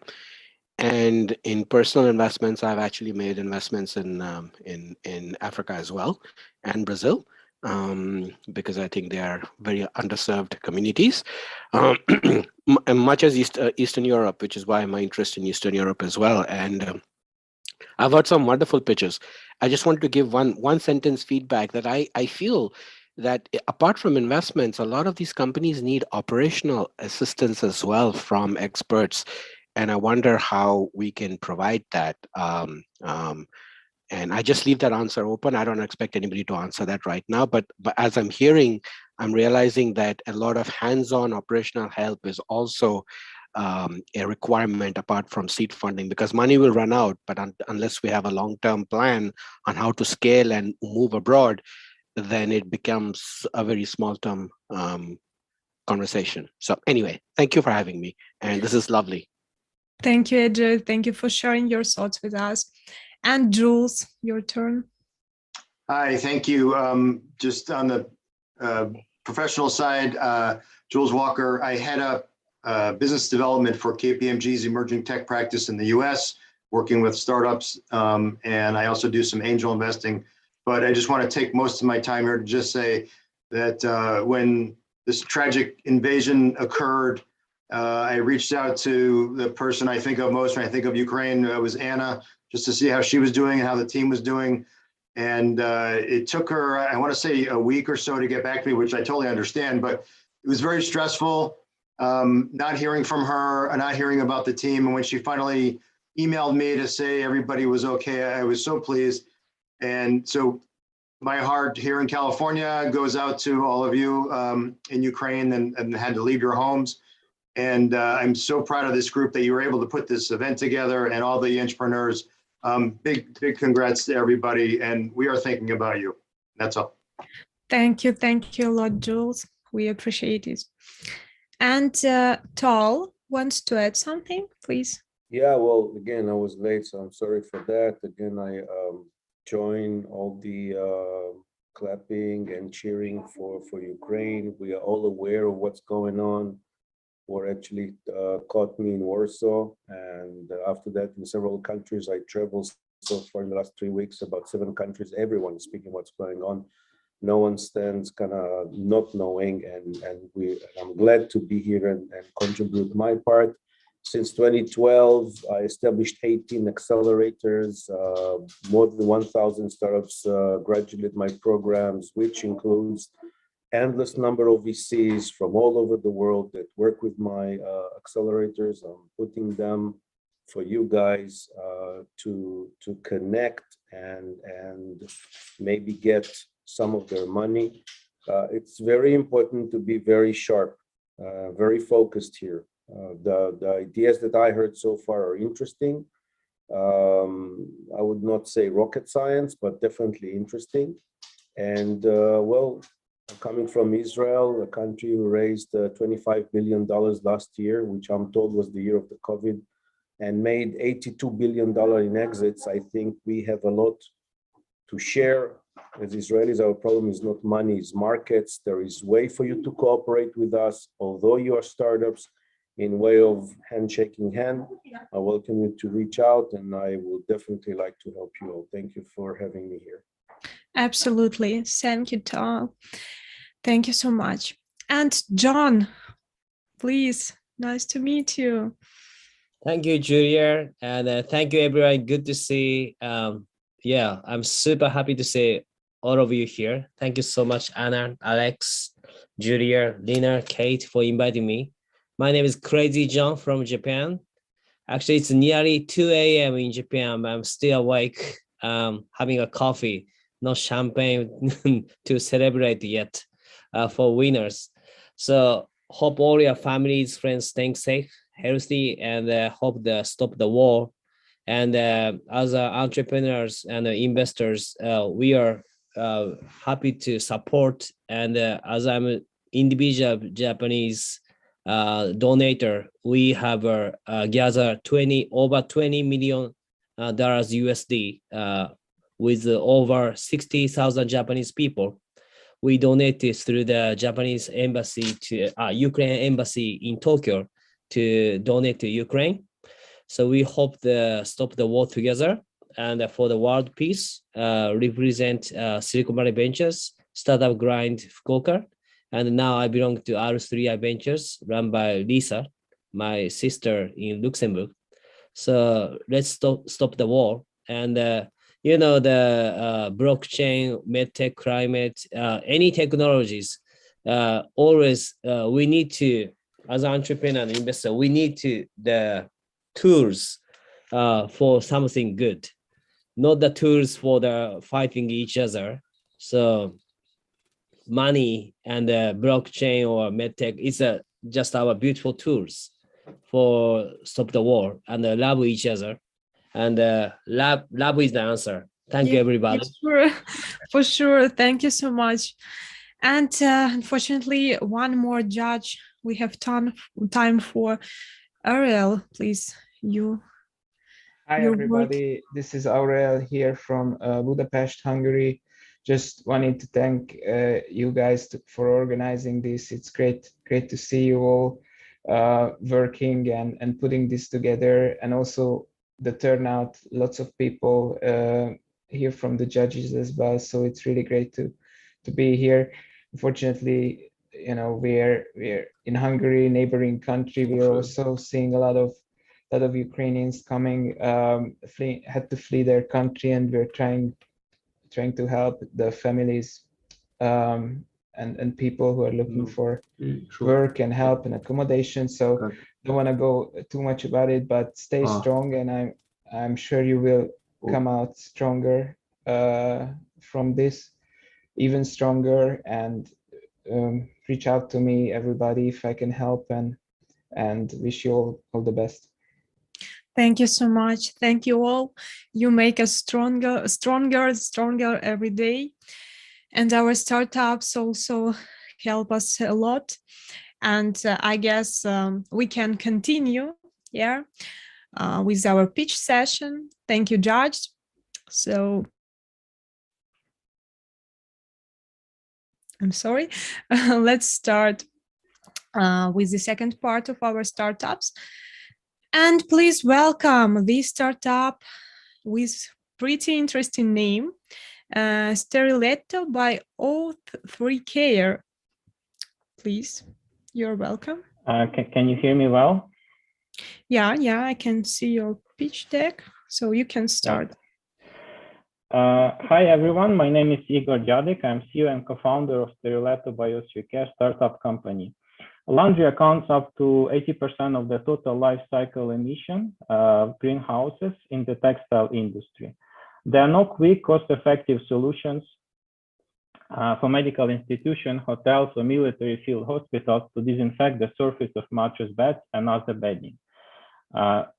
We are presenting environmentally friendly patent and B2B Steriletto solution for ozone-based surface disinfecting. Now medical staff can disinfect bedding, mattresses, sheets, covers anytime, anywhere. Every solution has electronic part, one machine that generates ozone, and inflatable mattress part, which is placed on the top of sanitizing surface. We achieved 99% of bacteria fungi reduction rate on textile fabric, according to certified laboratory in Italy. We can also reduce the traditional service provider cost of disinfecting bed mattresses by up to 10 times. Not to mention benefits to avoid pollution for rivers by toxic chemicals and carbon dioxide reduction by 30 to 80%, comparing to the alternatives. The global challenge for Ukraine is to implement this solution now so that patients feel safe and healthcare professionals focus on more urgent needs. Also, each military barracks will also be able to use our device. We believe our solution can contribute to 4 sustainable development goals by United Nations. The global market for contract cleaning services is worth over 90 billion. The green cleaning detergent market is 4 billion, and mattresses market is to reach 40 billion by 2027. Some examples of our clients. MK Group specializing on providing textile sanitizing services for hotels in Italy. Another company, Servizio Ospedalieri, is serving hospitals across Italy, especially for bed and mattress sanitizing services. In Japan, local key player with a history of 70 years on the market, testing our devices for sofa beds in nursing care division. Our main strength is we have our own patents, R&D, OEM-ready products, easily to integrate into different industries. Our direct competitors, traditional cleaning service providers, will be happy to work with us because we save money and reduce workload for their personnel. Non-direct competitors like UV-based and other analogs are far away from our effectiveness for surface textile sanitizing methods. And a few words about our company. We have two co-founders, myself and another co-founder, Gianluca from Italy. We have decades of experience in creating healthcare devices, management, consulting, automation, and other fields, mainly serving European markets. The Sterletto product is ready for promotion and commercializing, and which we are doing actively in Italy. It's a CE certified product with a price of 650 euros per set. And right now we are announcing our seed round for investment and welcoming all potential investors to have chat during or after this event. Many thanks and slava Ukraini. Героям слава. Дякую. Thank you, Igor. Thank you so much. Please, dear judge, it's time for Q&A session. Do not forget to raise your hand up to see. I give you little time to think. Okay, so I see the question from Gaho, please. Thank you, Julia. Interesting concept, good presentation. Would like to know a bit more about your traction. I saw on your website, I mean, that you already have acquired a contract for about 100,000 euros with a distributor in Italy. Can you elaborate more on that? And how about your current revenue? I mean, how much of revenue you generated so far? Yeah, thank you for the question. You're welcome. So right now we are operating mainly in Italian market. That's our first market we open. And right now we are, our distributor is actively signing different contracts with local hotels and also cleaning companies and also hospitals. So for the last 6 months, we generated over 50,000 euros because of our contract. Normally, when we sign a contract with a distributor, it's from $100,000 to $350,000 contract, and they need to pay us between 30 to 40% upfront, and the rest we deliver product when they sell, right? So that's our traction. And another close contract that we about to sign is in Japan with a large, one of the largest mattresses player on the market. And we also forecasting that is going to be about the same amount, right? This is for our traction. And another company we are planning to cooperate very soon is in China. We signed MOU with them some time ago. It's one of the largest Asia-based EFM company, integrated facility management. But the issue with that company is that they are building their own hospitals. And once they develop hospital in Shanghai and Qingdao city, then we can freely operate. Because as you know, in China, the regulation is quite different and more strict than European market, as an example. Thank you for the answer. I would additionally ask, if there's no other judge to additionally ask, just a small question about your graduation on incubation and acceleration programs. I saw that you have completed 2 ones. One is the Ukrainian startup funds, and the second one is with the Sino-Israeli Innovation Hub. Can you elaborate that? I mean, what value graduation from these 2 acceleration programs bring to you in terms of mentorship, product development, and financial assistance as well? Feel free to elaborate in any way. Sure. Thank you again for the question. The first question was about the Ukrainian Startup Fund. It was not the program, but it was a road show, and we were one of the top 20 startups also selected for that program. And it was in the summer, right, last year. And since that time, we found one potential distributor in Japan directly through the program and also with the help of Ukrainian embassy in Japan, in Tokyo. So now that's the company that I mentioned. I cannot say the name of that company because they didn't allow me to show, but it's quite big company, very important in Japan.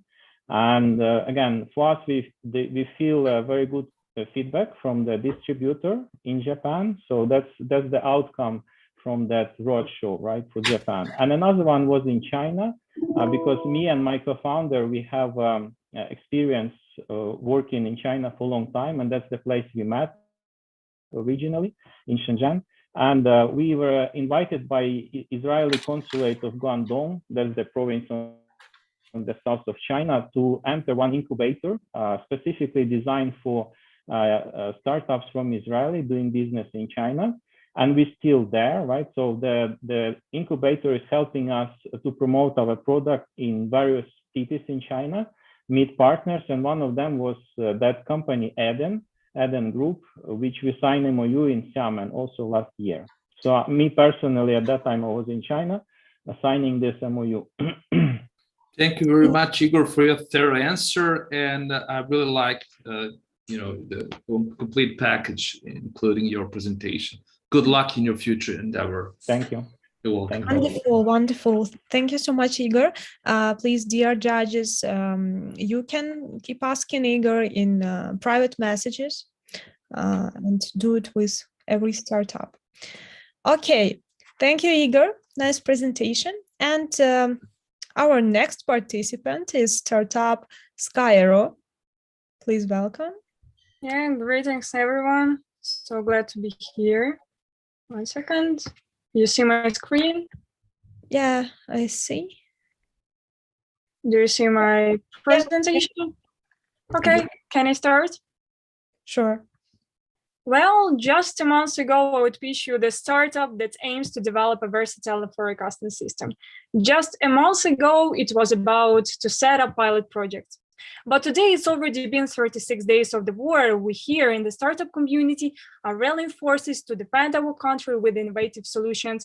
And I guess it's beautiful.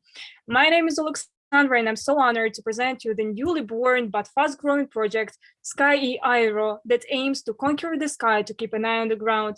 It will be a bit different pitch, but let's have a quick journey. At first, it seems that the pain is obvious, full-scale war, but let's get deeper. There are plenty of technologies, including ones for the sky, but what will happen to them when we win? There is a high need for solutions that can be used during different periods, war, reconstruction, peace, solutions both for military and civilian needs, including businesses as well. The team of engineers and startuppers based in Kyiv had the same question. They decided to unite to stand against the violence, obviously with their amazingly strong skills. Most of them have already been working as a team for years. Now it's a team of 9 people and it's constantly growing. Their expertise is quite wide: programmers, engineers, pilots. The team leader has more than 20 years in engineering, including military and drones. So what they could do to win, help to win after the victory, I'm sorry. The Sky Ai project is the answer. Yep. The team is developing a versatile, integrated, remotely piloted vehicle with an AI part, the one with different modules that allow its usage during the war, rebuilding, and peaceful times. One solution is to cover the needs of militants, the government, and civilians. During the war, it's about air reconnaissance, the fire adjustment. During the reconstruction, it aims to search for minefields, scattered enemy equipment, aerial photography, and damage analysis. In peaceful times, it can be used for meteorology, agriculture, and even cargo delivery. For now, we Yes, this slide.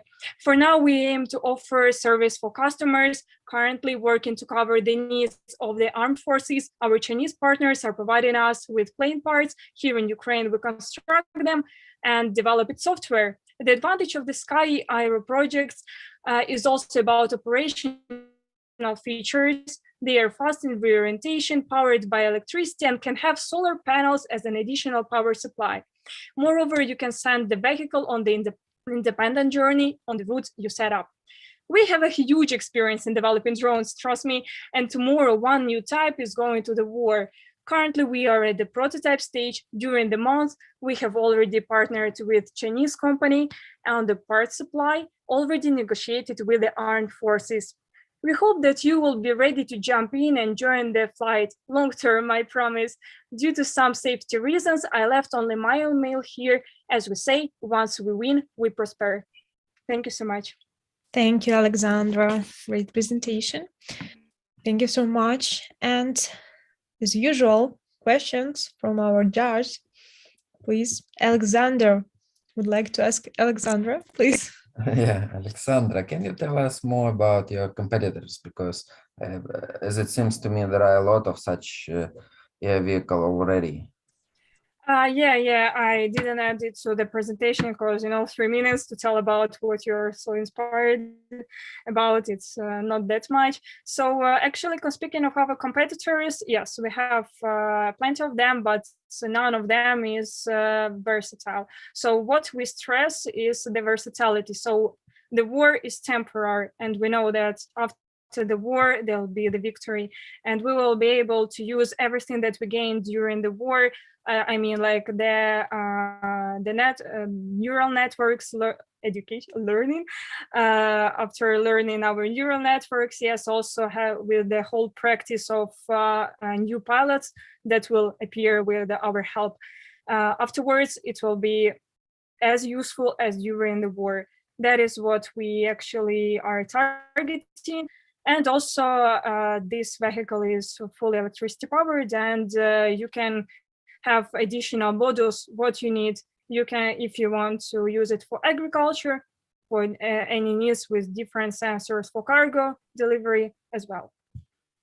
Can you show once more the slide with the team, or if you have it? Yes, that's a small trick due to the safety reasons. I know that the session is what? This is yes, this is the engineer that decided to jump in. Yes, Victor. We can make a little bit online from our workshop with our part of team. Sure, you can send it to Alexander. I can translate if you need. I guess he has some connection issues. Someone else is joining us. We see. So we make some big copters and other equipment like no, maybe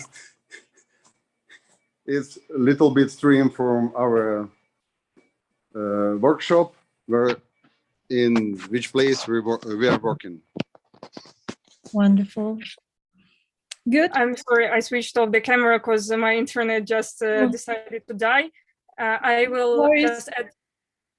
Yeah, we have one answer from Gabriel. We will wait till. Yes. Hi, Julia. Good to see you, and Alexandra. Congrats on your startup and your enthusiasm. I just wanted to ask you quickly, how much capital are you raising right now for this round? And then when you have the prototype, how long will it take you to revenue profit? No, I don't know if you have that information, and if you can help me, that would be great. Yeah, thank you so much. I hope you will hear the whole sentence that I'm planning to say. Do you hear me? Yes? Yeah. Yeah, okay, perfect. So during the war period, we are getting the donations, or we're getting external money, not from the government, because currently it's a bit complicated, and it's actually, let's say, it's not right. And the prototype will be ready within the month. And about capitalizing, we are planning to capitalize, to earn money from our direct customers after the war ends.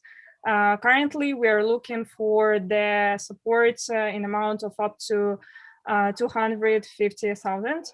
And yeah, yes, because demand is high. Yes, it's up to 200,000. Yes. Okay, understand. Well, let's talk further later, Alexandra. Share me your details. Yeah, sure. Thank you so much. Thank you. Sure. Wonderful. Thank you so much, Alexandra. The time is over here, unfortunately, but we should go ahead. Go ahead to the next participant, which is startup named Cray Technologies. Hello. Hello, how are you? Thank you for the invitation. I'm Dmitry Surdu. Nice I'll be meeting glad to share my slow. screen and make some presentation. Yeah, I can see it now. Yeah, okay, great. So let's Yes. go on. This is our climate as it is seen by scientists, not only by them. This is our partially imminent future of food shortages, of desertification and land degradation, also of climate change, global warming, and what's worse, it's all driven by a number of feedbacks which are already in action. And these feedbacks unfold into the runway, which leads straight to failure of achievement sustainable development goals. Yet, the severity of consequences depends on our ability to suppress or reverse these feedbacks. So farmers need to become more productive and protect their crops while improving soil fertility. And a huge amount of affordable crop spraying is needed to achieve this and break through. And currently, the crop spraying technology are too expensive and cause significant yield losses, while conventional drones and robots lack industrial productivity. So we created Cray Protection, a 4-meter wingspan drone for crop dusting and plant nutrition, and with a maximum working speed of 70 miles per hour, it covers 1,200 acres or 400 hectares per day. And drone flies steadily at 1 meter above the crop and charges droplets with electrostatic charge, addressing the problem of spray drift.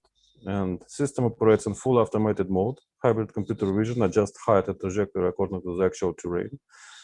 Cray Protection cuts application cost by 90%, so 10 times more spraying, increase yields with frequent fertilization, and which allows a profitable switch into sustainable agriculture.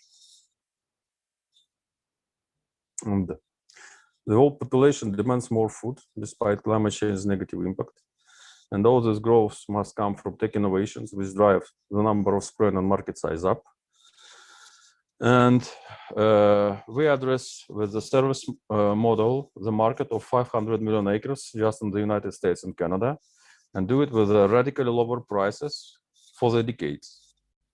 Globally, our total available market estimation is 130 billion, and serviceable market is 40 billion annually. And we are finishing the flight testing of third-generation drone, which is mass production candidate, prepared patent applications, secured $350,000 on revenue, got more than $1 million of investment to date. And currently we're at technology readiness level 7, ready to deploy small-scale serious manufacturing. And our internal processes are highly predictable with the state-of-the-art full simulation-based development of physics and visual world. And we have the Believing team, which made 75 people years of hard work, of 25 people contributed to our project.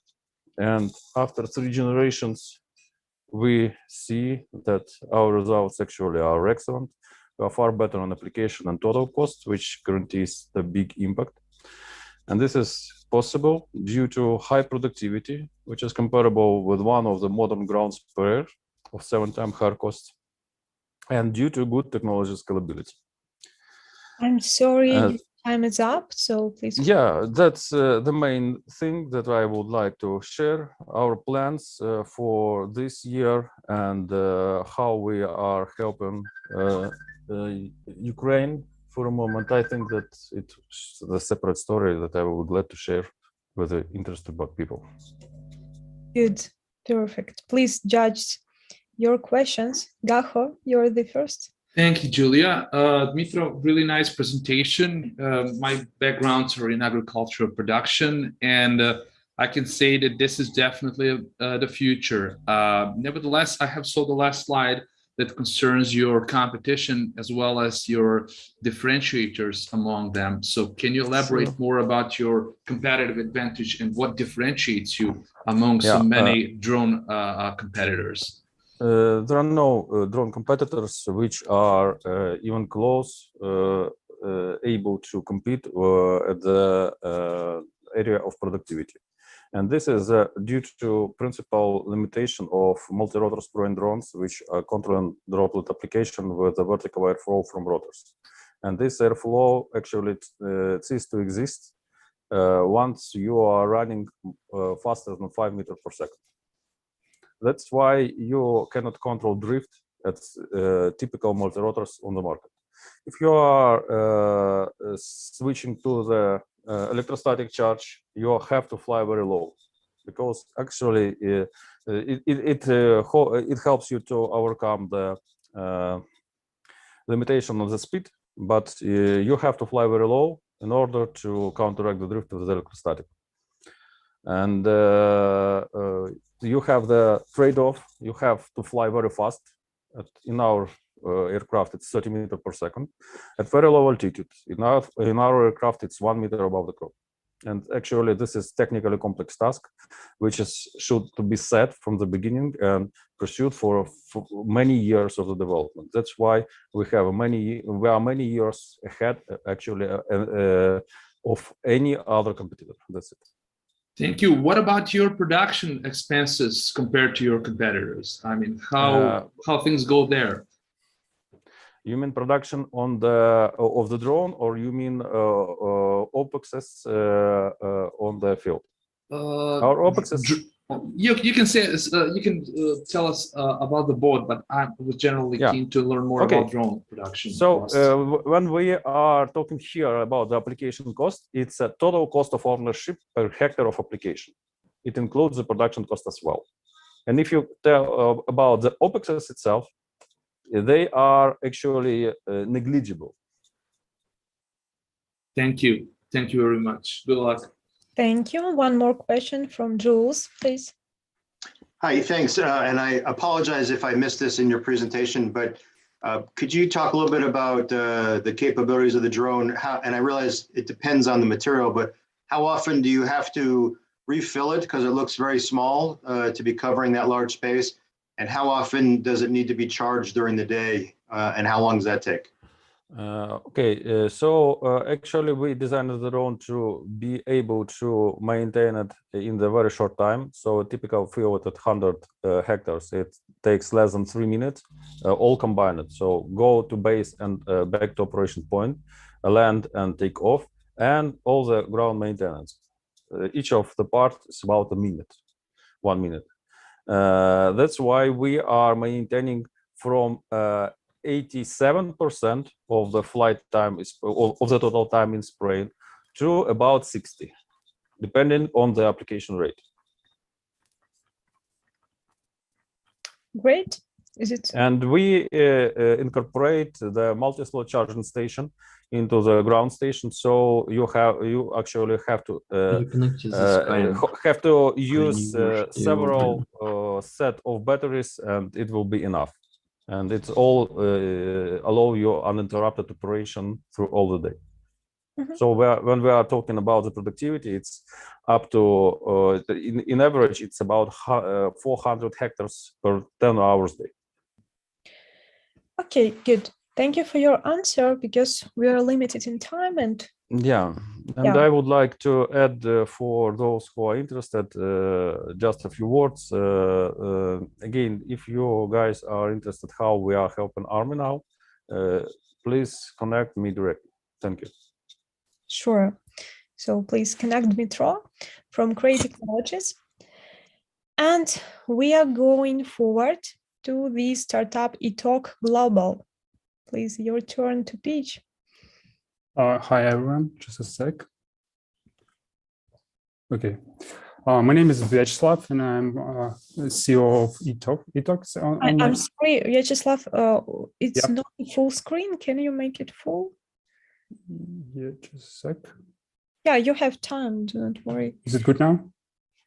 No, I guess we can see the right side. Yeah, try to make it.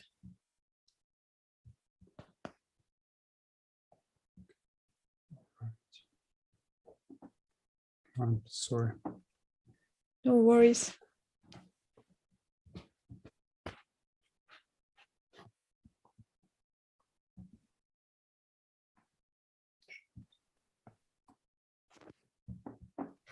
Oops.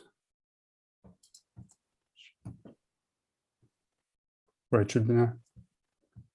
Right, does it work?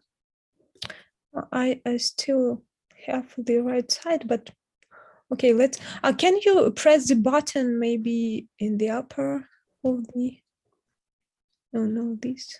Oh yeah, no, wonderful. Right, sorry about that. Right, I'm no worries. Yeah, okay, you can start now. I'm CEO of eTalk. It's an online English language platform for adults and kids. Problems on our market. It's usually lack of professional teachers and native speakers, high cost of training, and no flexibility of studying. So solutions that we provide with the platform, it's access to the a lot of like thousands of teachers, affordable tuition fee, and ability to study at any time from any place. So for that, we build the platform. Basically, we match students with these teachers worldwide. And on the platform, there's a bunch of standard tools and services that we provide to the both sides, for the students and for the teachers. How it works like the product, it's live one-on-one classes with the teachers that we match depending on demands and for our students. Just a few slides. Market size, there are more than 1 billion people that are trying to learn English, and just 10 or 15% try to do it online. Right now, the online language, like foreign language learning market, it's around 15 billions, and it's going to grow. And the market will be more because more and more people from offline switch to online way of study. There are a bunch of competitors. Maybe you know, heard or tried different players, but the market is very segmented and there is no giant player on the market. So some competitors might be successful just in one field, one segment, or one country. Business model is very simple. So it's renewable subscription plan. Students can buy from 5 to 40 classes. Our average check is $70 per month. We have a very proven product market fit. We spent more than $50,000 in our marketing experiments and so on. And also we came from the education industry. I'll tell you about this later. Right now, we work mostly with individual users. It's like adults and kids. We teach English as like the primary language. We work in 8 countries. It's like Baltic countries and some European countries and Israel. We speak like marketing and sales in 6 languages. We have a team of beside myself, I have partners that we work together for the 15 years. We transfer from the offline education industry. Before that, we run offline language schools and camps in Ukraine. Then 2 years during COVID, we transferred to the online journey and jump on the EdTech. So at the for us, it was a good move because right now we could survive and have a very ambitious goal to be present on the 100 countries at some point. Tractions right now, what we have, it's more than 200 students. We present like. I'm sorry, Vyacheslav, your time is up. Yeah. Okay. We have the operation and business. Our goal to have at least 1,000 students in 1 or 1.5 years. Thank you. Okay, I guess we can continue in asking questions here from our judge. Please think a little. Yeah, we have 2 questions. Please, Alexander, the first one. Vyacheslav, can you tell us once more, please, about your competitors? Because as I understand, you have a lot, and even one big is from Ukraine today. Yeah, we have a lot of them. It's maybe all right. One of like the big competitors, and we know each other. On the European market, there's a Lingota. One of the competitors, few from Russia, is it's Fluent Bee in Poland. Actually, there are a bunch of them. There's Preply, which is a marketplace of tutors. We call ourselves like a control marketplace because we more work like an academic school, and we guarantee some results and guarantee some services, but it's still like a marketplace model because our teachers, they are not full-timers, they are subcontractors. Mm-hmm. Thank you for your answer. So, do I understand correctly that you guarantee the results? Or I mean, difference between the marketplace and how that we work and like follow the particular schedule, and if there's no tutor or absent of tutor, we guarantee the replacement. It's not like a marketplace where you go on the website and try to filter and find another one. We do it for the client once we got the request for the specific day, specific level, and we do the matching from our side. This is like the difference between marketplace and the online schools. So we more like work like academic online school. Okay. Yeah, please. DC. Oh, hi, this is interesting as a former English teacher myself. Nice. Is this, do you have your own curriculum is I guess the best way to put it. Is there progression with the students, or is it really just matching up students and teachers for the student to practice English or work through their own school curriculum? Yeah, thanks for the question. Yeah, we do have our own curriculum that we try to follow our students. We have academic director, and as I mentioned before, that we transfer from the real offline school, and so we try to follow the curriculum. We produce our materials. We buy the material from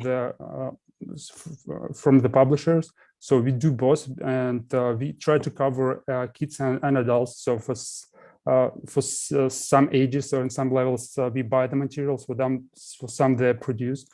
But yeah, the question is, yes, we try to provide the lesson materials, curriculums for the teachers to follow the CEFA standard.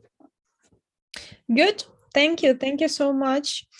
Yeah, we have to keep going. Thanks. Thank you. It was Startup eTalk. And our next participant is Startup Datum Ai. Please, your turn. Can you guys hear me? Yeah, good. Hi, my name is Leonid Nihimchuk, co-founder and CEO of Datum.ai, and it's an honor to be here today and tell us about our startup story. I've been in data integration for 20 plus years and building data integration teams, data engineering teams, data science teams, you name it. And during all those years, my teams and I faced similar challenges over and over again. In order to do something with the data, you have to understand the data. You have to know how it's structured, and you have to know what it means. And it's also really hard to keep this knowledge because people leave. Well, now it's even impossible to hire people anymore.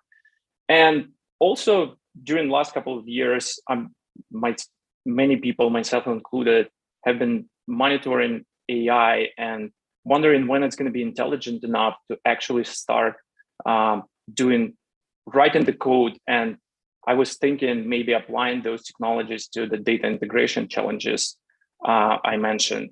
And last summer, I actually met a guy who showed me his startup idea.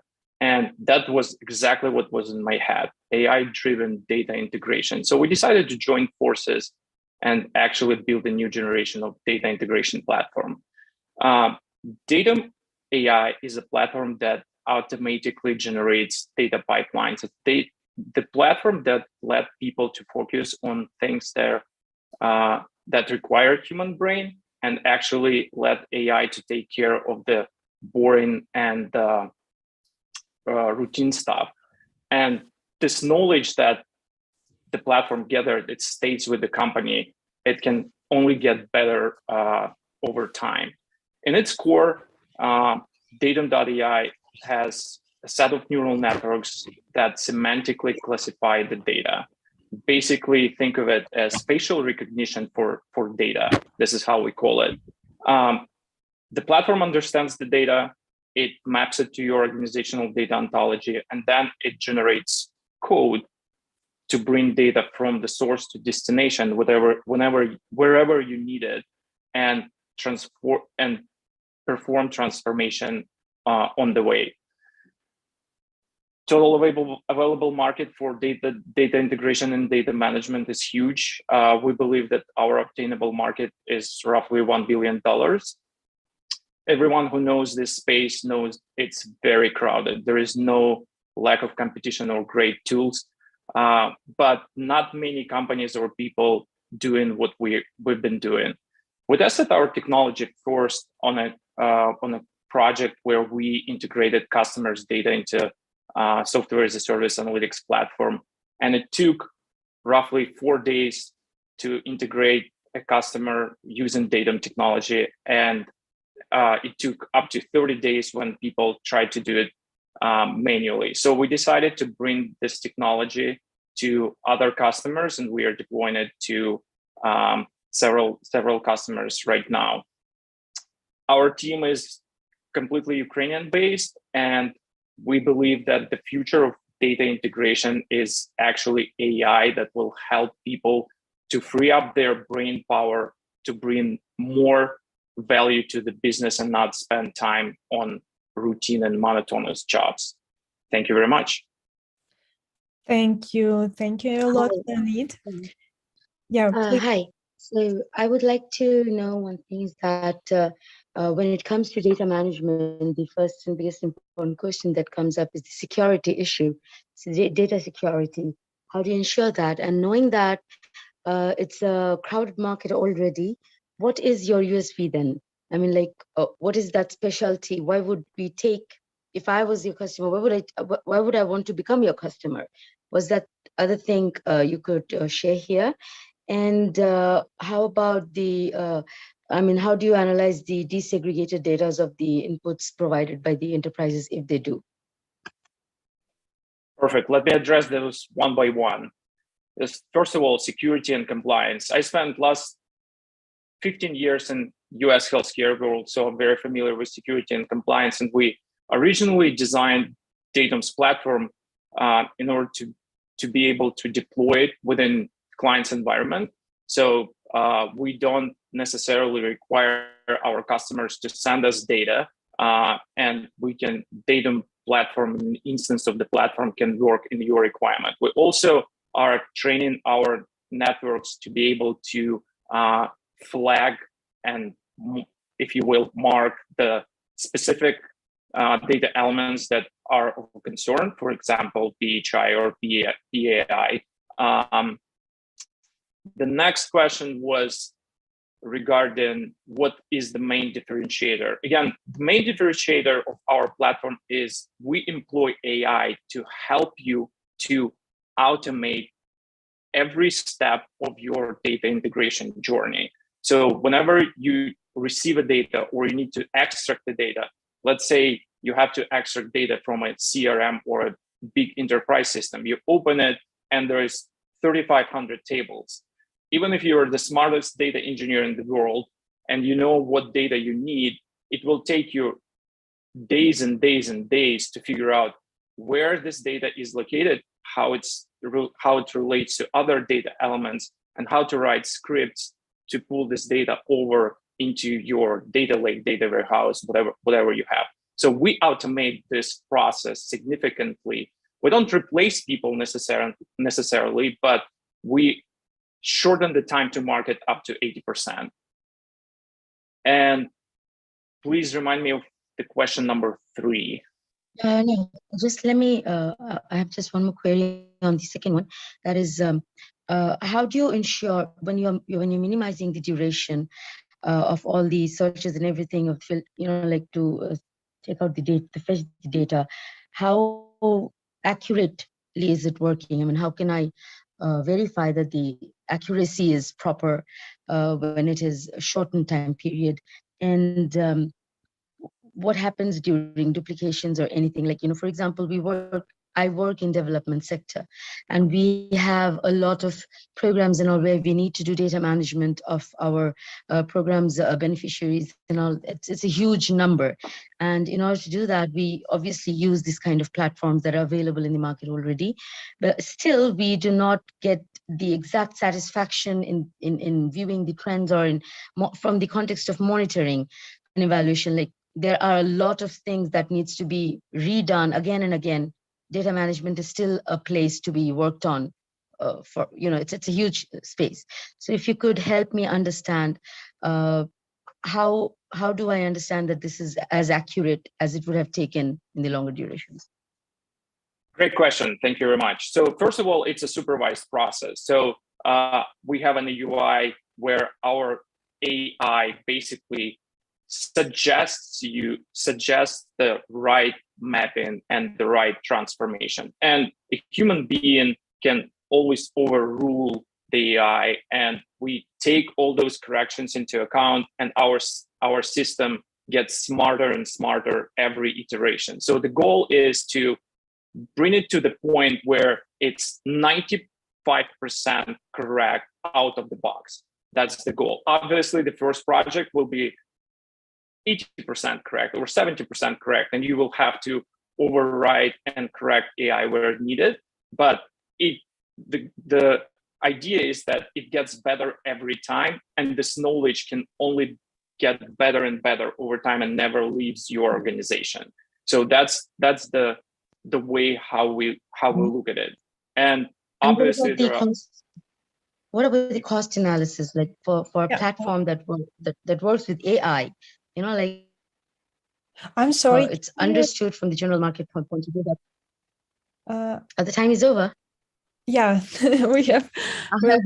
So you can keep chatting, to ask your question in chat to Leonid. Yeah, I'll send my LinkedIn information into the chat, and please reach out, and we'll be happy to answer your questions. Yeah, because now, the time is up, and we should go in. Kelly, please. I'm sorry, but also your question is better to ask in chat. Okay, great. Thank you. Okay, so let's go in ahead to the startup Ice-Free Engineering.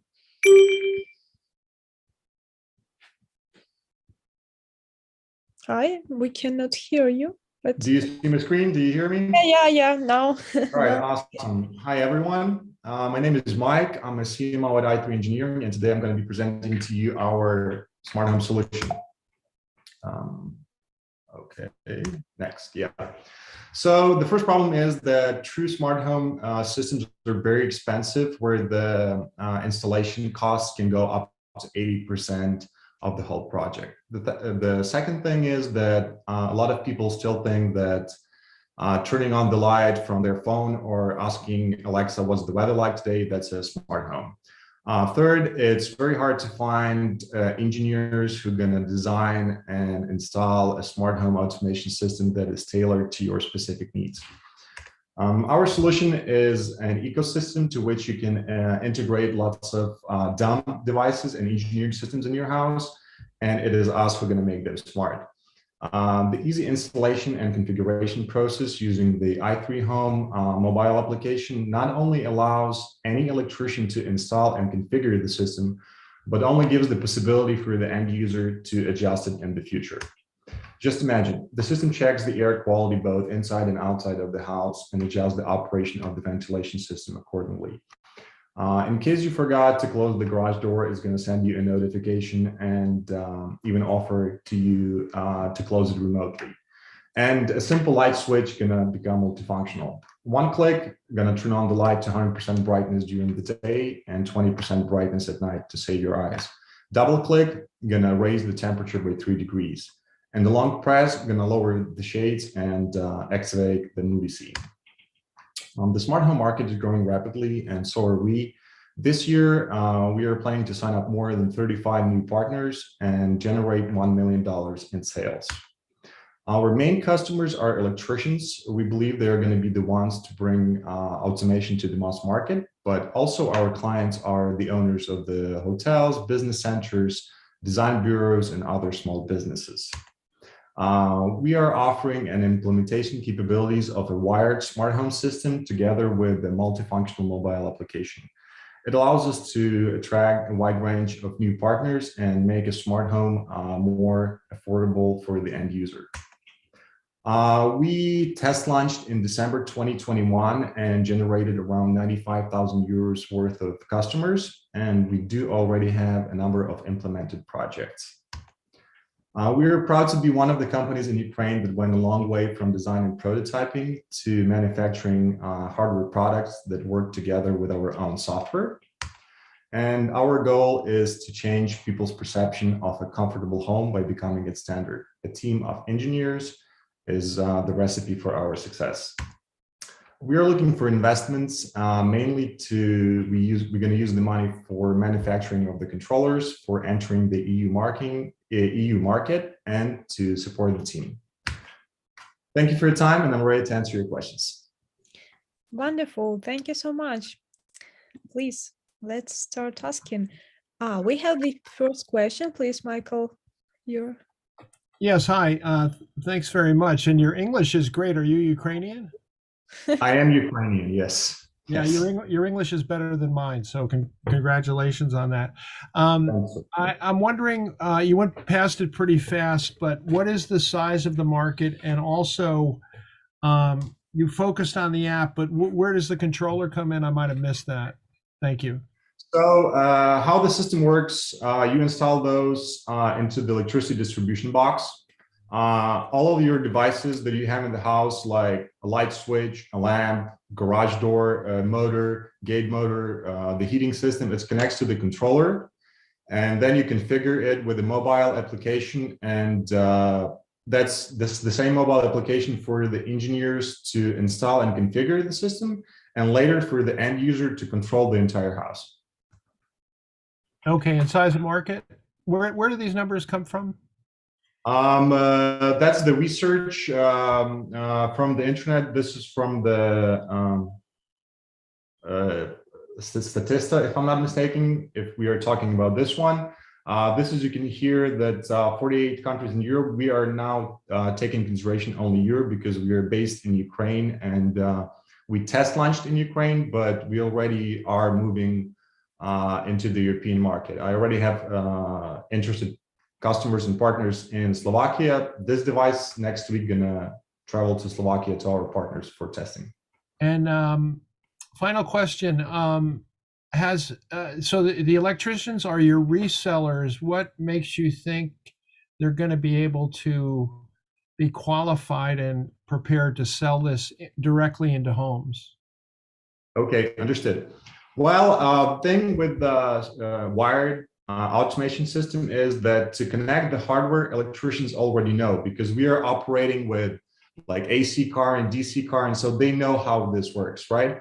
The hardest for them and the main pain for the electricians to enter the automation market is it is very hard to learn how to set up, how to program these languages, these solutions, right?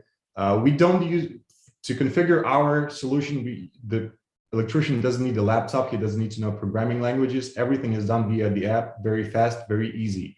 So it's very easy for them to learn and to enter the automation market. That's why we believe that they're going to be the main force in the future to bring automation, because it's lower, it's easier for them to enter.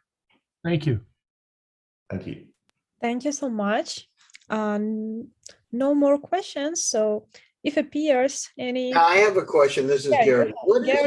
What's your revenue right now? We've test launched in Ukraine at the end of last year. As shown here, we shipped to the customer controllers worth 41,000 euros.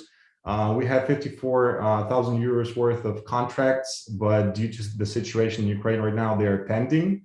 But we do have projects in private sector, industrial, in the hotel, in the business center. In the business center, we are located in all of our office is automated with this solution. So that's our traction so far. Thank you. Thank you. Good. Thank you. Thank you so much. It was Startup i3 engineer and Michael. Thank you. Thank you. And we have two more startups. Yeah. Please welcome the startup, Ricky Shelf. Hello.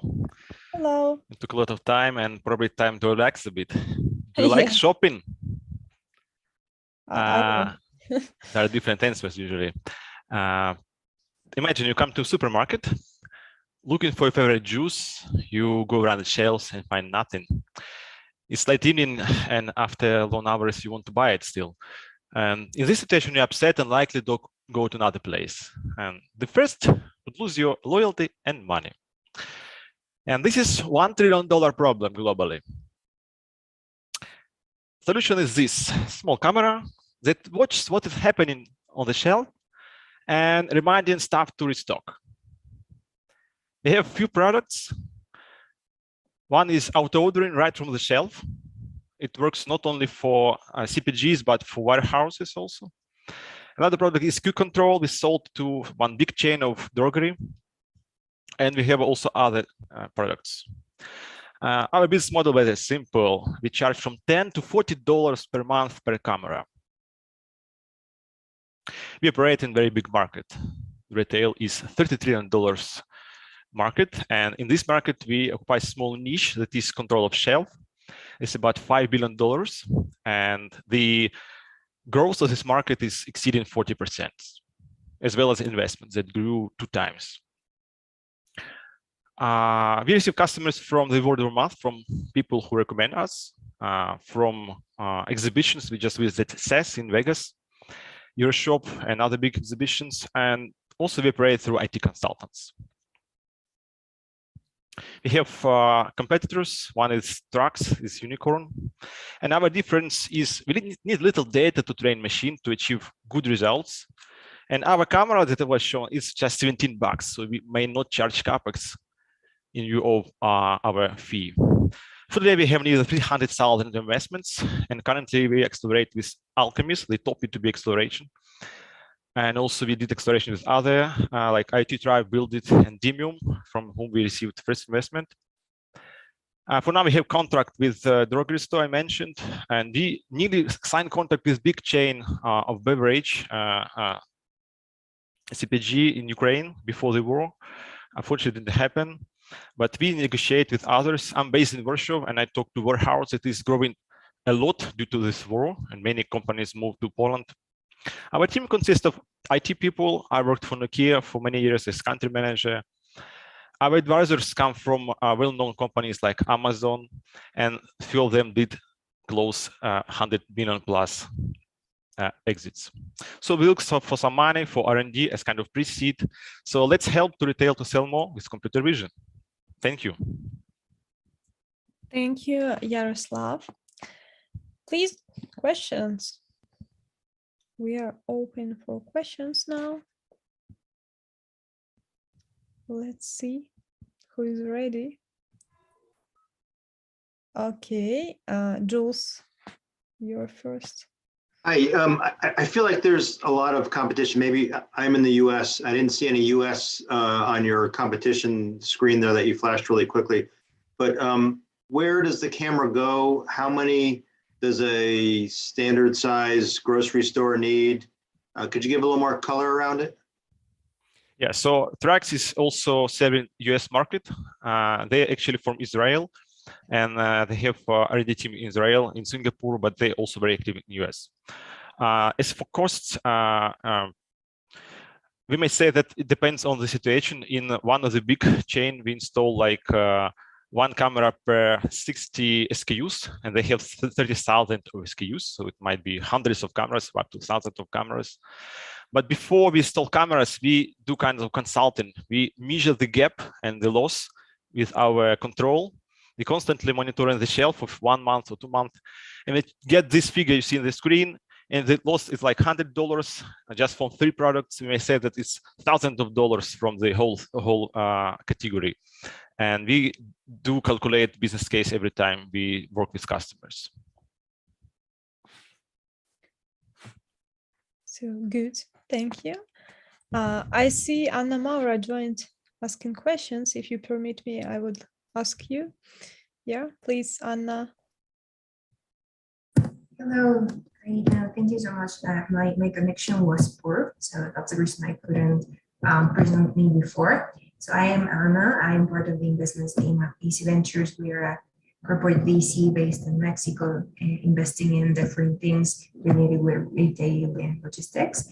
So, and that's the reason it's super relevant for me, what you were presenting. So in terms of, for example, the camera, where is the camera going, like in front or above, below? How do you do that? And how many cameras do you actually need for a shelf? Yeah, we work with some Mexico companies in Vegas, and they, by the way, want to expand their offer with us. So it depends. In the shelf, you see in this green cups, this is 1 camera per shelf in the fridge. This is for auto ordering, when machine orders and does all this calculation.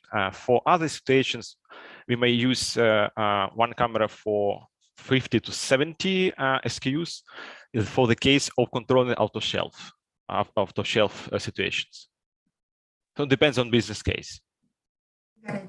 And once you have that data, where do you connect that data? I mean, do you connect directly to your platform, and after that, your platform is connected to the CPGs or retailer companies? How that flow goes? Yes. For CPG, for this case with Refridge, they want to connect directly our data flow API to their logistical systems that orders like doing this just in time, like Japanese method, and they want to save on merchandising a lot and on the gaps in supplying goods. So it depends on business case. We have both our own interface, our API, our messaging system. So we have different options. Right now, the camera is sold through like a part, or is part of the SaaS that you offer? For Q Control on the right, this is free. So we invest because it's $17 and it's returned in half a month. So for Refridge, we charge lower, and we charge cameras costs to the customer. Good. Thank you so much. Alexander, your question?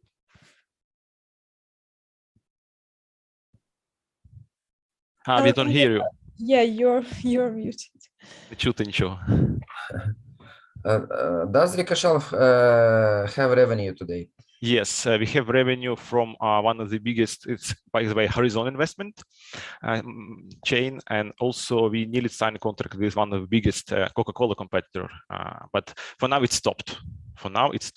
The level of revenue was about $2,000. Mm-hmm. And do I understand correctly that you are now in Alchemist program? Yes, we doing on 24th of May. There will be a lot of investors, and hopefully you also listen to our presentation. Is it a physical program today, or you participate? No, it's online. We've been to California. There is nobody, you know, it's kind of people sitting online, and it's online completely. Okay. They have nice office. Okay, great. Thank you. Good. Thank you, Yaroslav. Thank you so much. My pleasure. Yeah. And finally, startup B2B local networking is pitching the last one for today's event. Please, your turn. Also, Yaroslav should pitch, and we cannot hear you. And something is.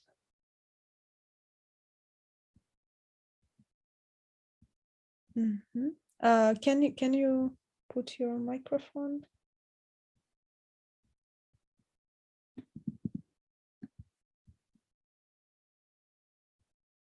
Yaroslav, just a moment. we will. Hi. Yeah. Hi. From Last of No, Us. it's okay. Yeah. Wonderful. Okay, I'm Yaroslav, founder in B2B dating platform, which helpful for 50 million of Ukrainian refugees who suddenly struck in the new areas and countries. Mostly of us who in this Zoom are the people who make a decision. Therefore, you deeply understand this intention that mostly of money in our life we got from people when people decide to give this money for us, no matter is the salary, investment, contracts, someone. Therefore, simple conclusion, how to get more money? Need more connection with right people. And the value, the average business have a greatly growing customer acquisition cost is more over $50, and only 1 of 10 collected business cards are useful. We provide up to 10x more profitable solutions because the AI, because the mutually confirmed meetings. About me, I am founder Untitled. It's the most advanced Ukrainian platform for business events, like Eventbrite, but with networking in core. Through us sold more than 1 million tickets. I want to remake our platform for needs of pure networking to help our refugee to find each other, himself, start a new project or jobs. And during this, reinvent the way how to satisfy the networking needs in post-COVID and during Web 3.0. The problem, what you see on this picture, you see a great unity of people. What I see the hundreds of people who in just 1 to 2 hours bring himself to homes and do not understand what to do next in this country with these people, who I am, where I am. And we have around 15 million of Ukrainians in this sustainable, yeah. What's the need of refugee? How to find new job, how to renew existing broken business, how to find the partners to establish a new business. The solution is scalable. Solution is the in-person format of networking events and online format as application which AI-driven suggests me 10 people daily to meet new people from desirable business area. In-person format. What is this? It's monthly, worldwide, 500 of cities. We got 20 of big business areas such as medic, education, IT, volunteers, someone, and provide the events in due to schedule. One city, one day, in the next day in the nearest city, next day nearest city. Therefore, in just 1 week or 2 weeks can embrace all the country and understand where is the best place for your professional skills, and therefore you can easily enter to any market in any city. And most of these events focused on one-to-one personal 15-minute meetings.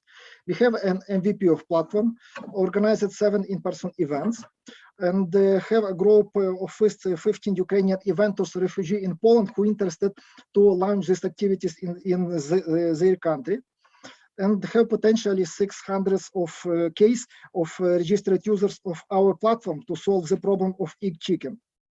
And okay. And we have clearly a go-to-market strategy because we have hundreds of Telegram channels which embrace millions of Ukrainians, and this of yeah. Okay. Yaroslav, your time is up. Yeah. Okay. It's the last slide. Please. Thank you. Thank you so much. Yeah, it was last startup. Yaroslav, please. Any questions for him?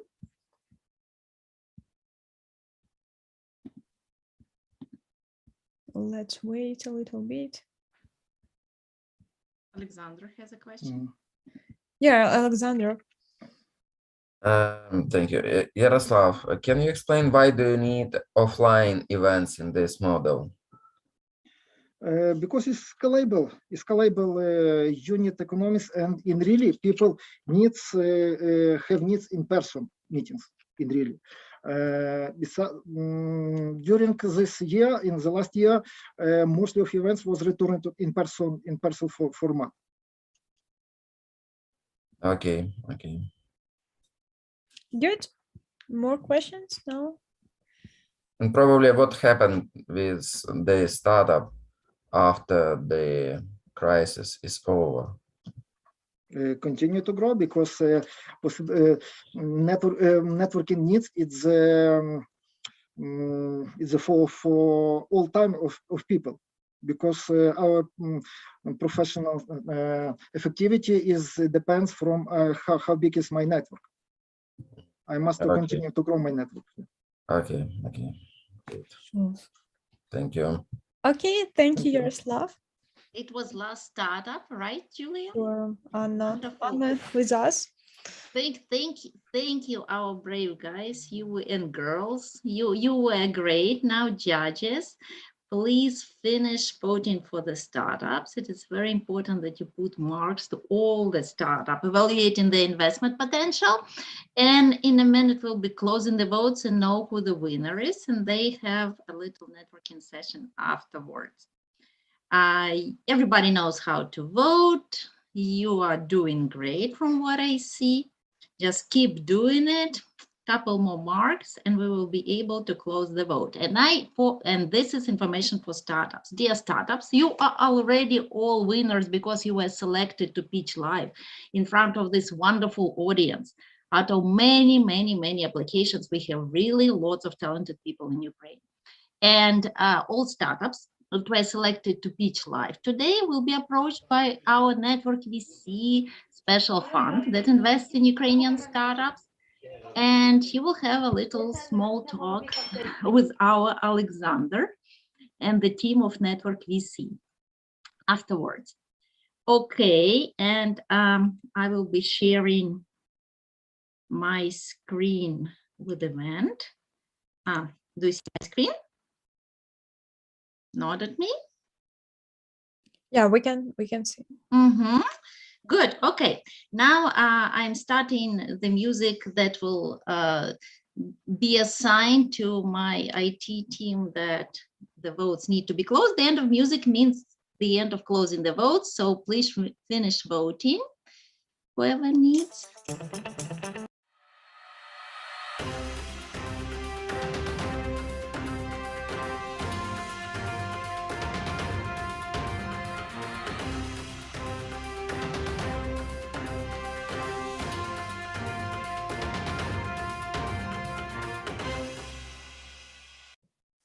Okay, so votes are closed and we are ready to announce the winner. Yeah. Okay.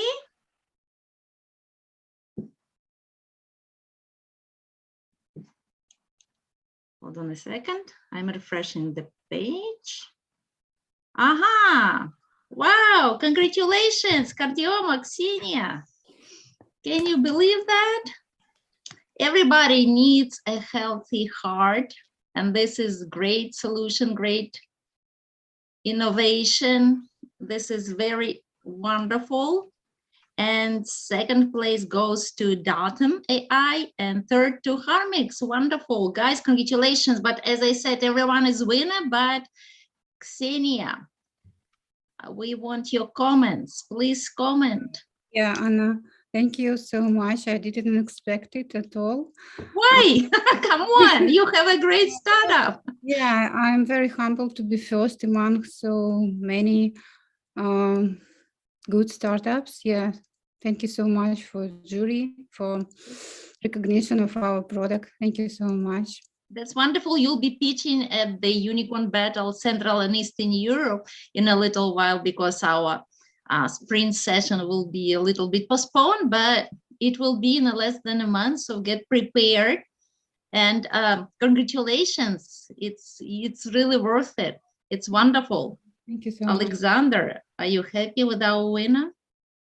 Really, and I'm happy that Ukrainian startup can pitch today to such a great community of VCs, and I'll be happy when they raise money. So it will be probably the best news for us all, because as for me, probably it's not so important who is the winner today, because as for me, everybody today is the winner, because it means the startup is still existing. They probably pay salaries to the employees, so it's really good news. And probably after the crisis is over, it will be even maybe much more important for Ukrainian economy. So of course I know Ksenia, and of course I'm glad that she's a winner today. But anyway, everybody is a winner today.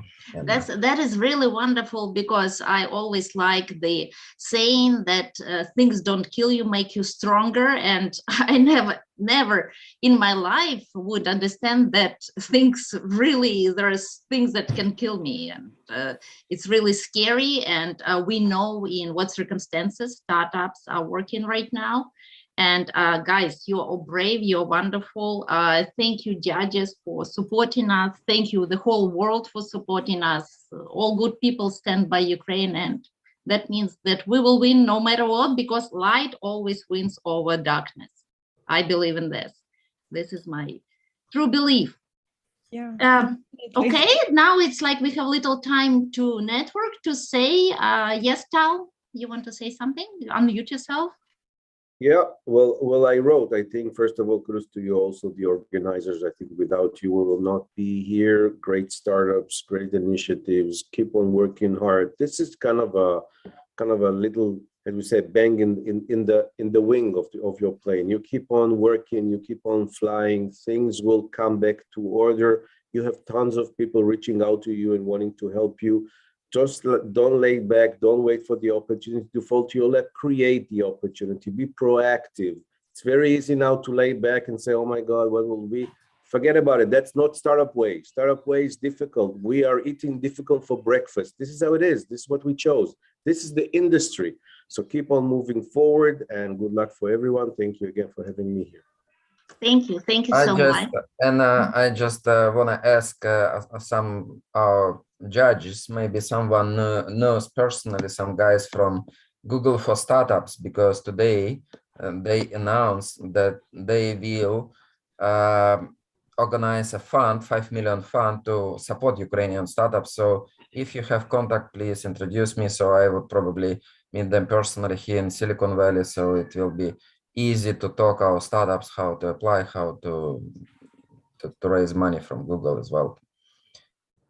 Alexander, isn't Nick Bilogorski working at Google so that he could make a warm intro? I think Yeah, but no? probably I will probably write him, but he's in the other department, probably not in the Google for Startups. Okay. Anybody wants to say something? Tal, yes.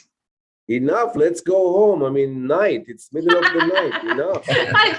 Go, let them work, mingle, I don't know, do whatever. By the way, money is the least of your problem. There are tons of money around you. You just need to do this and it will fall on your head. Google for startups. I mean, you know how many VCs I know in Poland, Hungary, Czech, we're all over you, just waiting for you to engage. Stop sitting back and waiting for luck to happen.